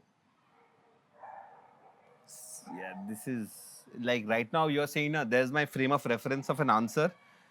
1, no. 2, no, can't talk about it. 3, no, can't. The one that you can't talk about is the one you have to talk about. This is the lifeboat. Yeah. Aega. Pass. Aega. Next question. Okay, let's go to the next one. What's the most ridiculous thing you've done to impress someone?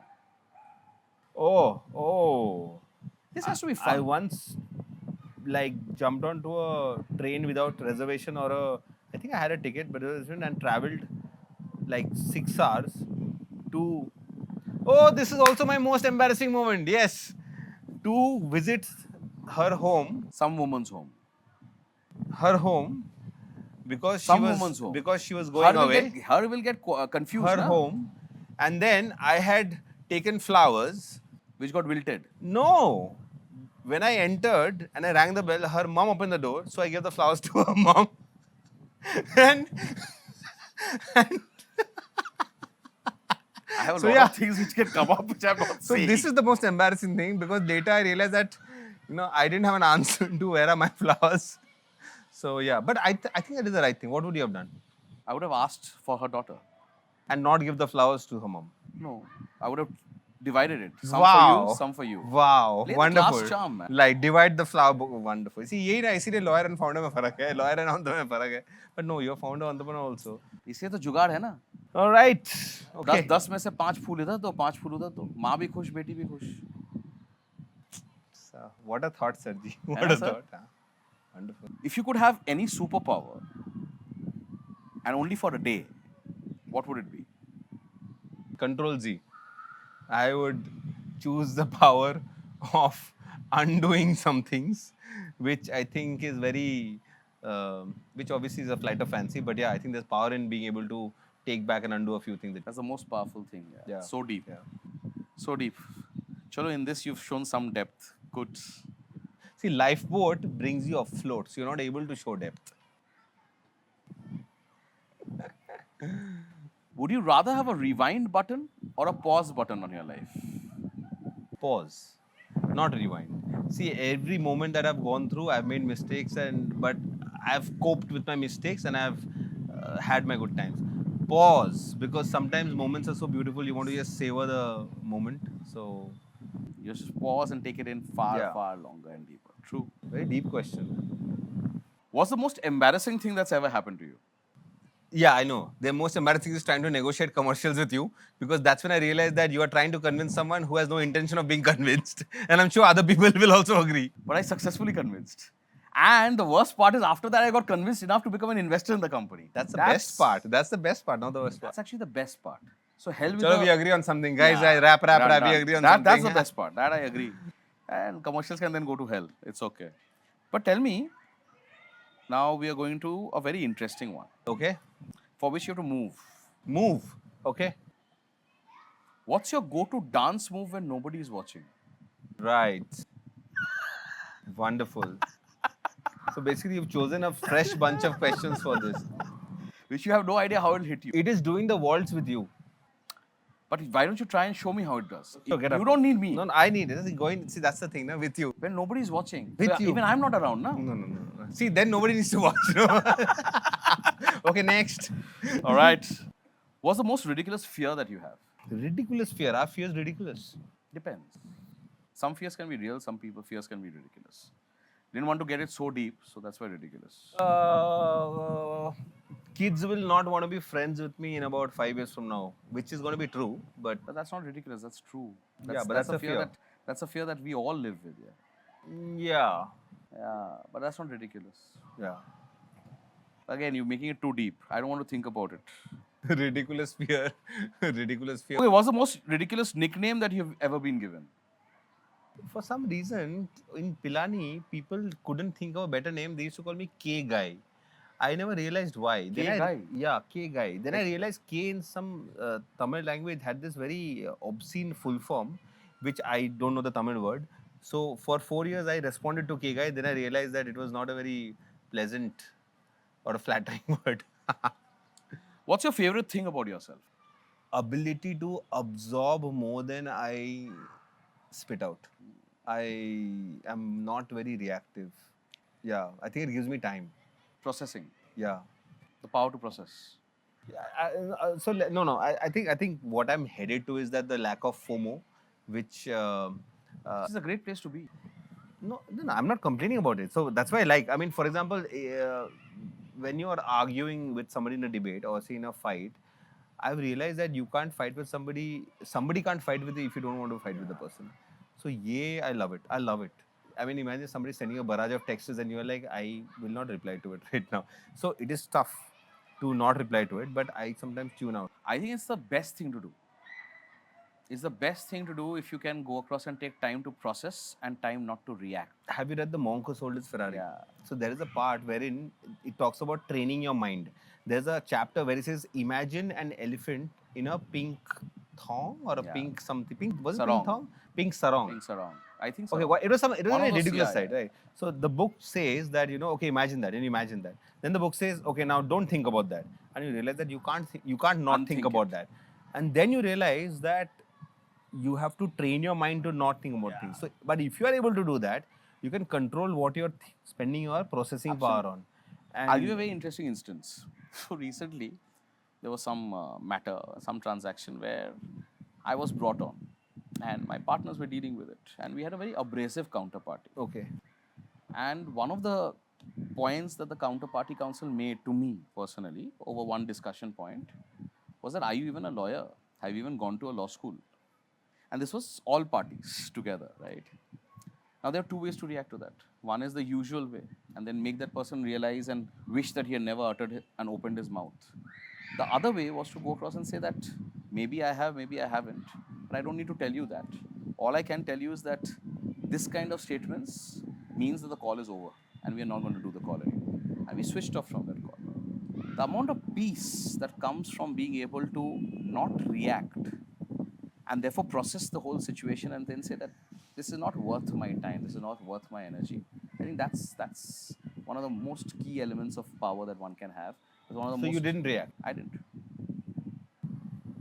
So some for your listeners, a frame of reference that has helped me is when things happen to you, I have gotten into a habit of mentally asking myself a simple question: will this matter in 5 years? Like if somebody nicks my car on the road, 10 years back I may have gotten out for a fight. I'm like, yeah, will this matter in 5 years? It will not. Somebody does something to hurt family, maybe it will matter because you will not get over the fact that you didn't take any action. So that frame of reference is very important. Will it matter in 5 years? मान लो even in investing, or say you're with your investors, there's some clause which you're fighting over on technicalities. Ask yourself, will it matter in 5 years? No. Then guide your counsel to let go. Counsel might not listen to you half the time, but that may. In this case, the council guide, sorry. But you know, it's so crazy what you're saying. If you've seen Neha's episode, this is exactly what she has said. Will it matter in the next 5 years? Oh, really? Exactly. Oh, okay. And if it does, then take it up. Yeah. If it doesn't, then it's That not filter worth it. helps. Very cool. You should see that. What's your biggest guilty pleasure? Old monk, unfortunately, although I drink Did you water. try the coffee version? I don't want any version. Old monk is perfect as it is. Try the coffee I do not version. want to It's try that. insanely good. It's insanely good. I'll Fine, gift it okay. to you. It's Oh. insanely good. Okay, the last of the lot. What's the best piece of advice that you have ever received and that you hold to your heart even today? So this happened when one of my somebody I knew was going through a loss, and she lost a family member, and I had, while speaking to her, said that I'm sorry for your loss. Hope things come back to normal and you get over it, and things, I'll see you in a later. So one of the things she had told me was that there are some things you don't get over, but you come to terms with. I found that very profound. There is some pain that you don't want to get over. Sometimes there is some pain you want to come to terms with. Because that pain keeps you going. It shapes you. Keeps you going also. Yeah. Yeah. So, yeah. Yeah. Superb, man. So that brings it to the end of this. All right. It brings it to the end of the Take season two. finale. No more take 2, no more take 3. But Take 2, take 3. what it does is also brings in the last Lifeboat mug of the year, or rather of the season, where you write something nice for the Lifeboat cabinet. And before things fly away, It must be filled now with the oh, nice. you'll love it when you come and see it. Yeah. I know what to write. I'm gonna write what I started with, that 1988 Yeah. that aspiration. That wala quote. What do you want me to write? Whatever you feel like. But it's something lifeboat related. No, it's about what you felt, what your thought is, whatever you want as memory in this to be engraved forever. Okay.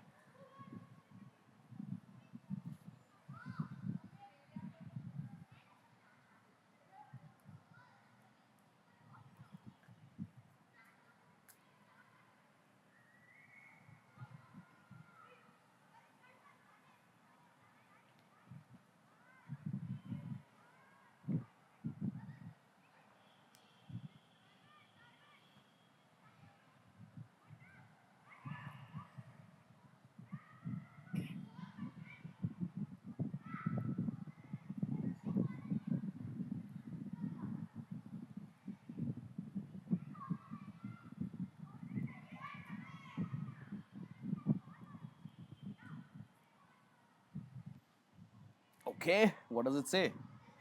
Life is not a multiplayer sport. Thankfully, Lifeboat. The lifeboat is. Yeah, Lifeboat is so cool. Very deep, man. Thank you for doing this. This, Pleasure. ladies and gentlemen, brings us to the close of season 1 of Lifeboat. And we'll see you in season 2 with a whole bunch of crazy, crazy mavericks. Once again, thank you, Kaushik. Pleasure. It was Signing fun off. discussing. Vinayak, Burman for the Lifeboat.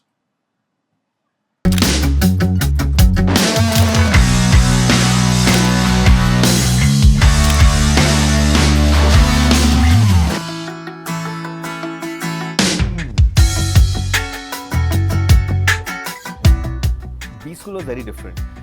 Business school was when I was in a batch of. That's okay.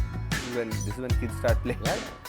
So, hi this is Vinayak Barman I hope आपको उतना ही मज़ा आया इस episode को देखने के लिए जितना मुझे आया इसको बनाने में And if you think this adds value to your life, if you think this will teach you something, if you think this will help you to learn and create something in your lives, then go across and like, subscribe, share and comment.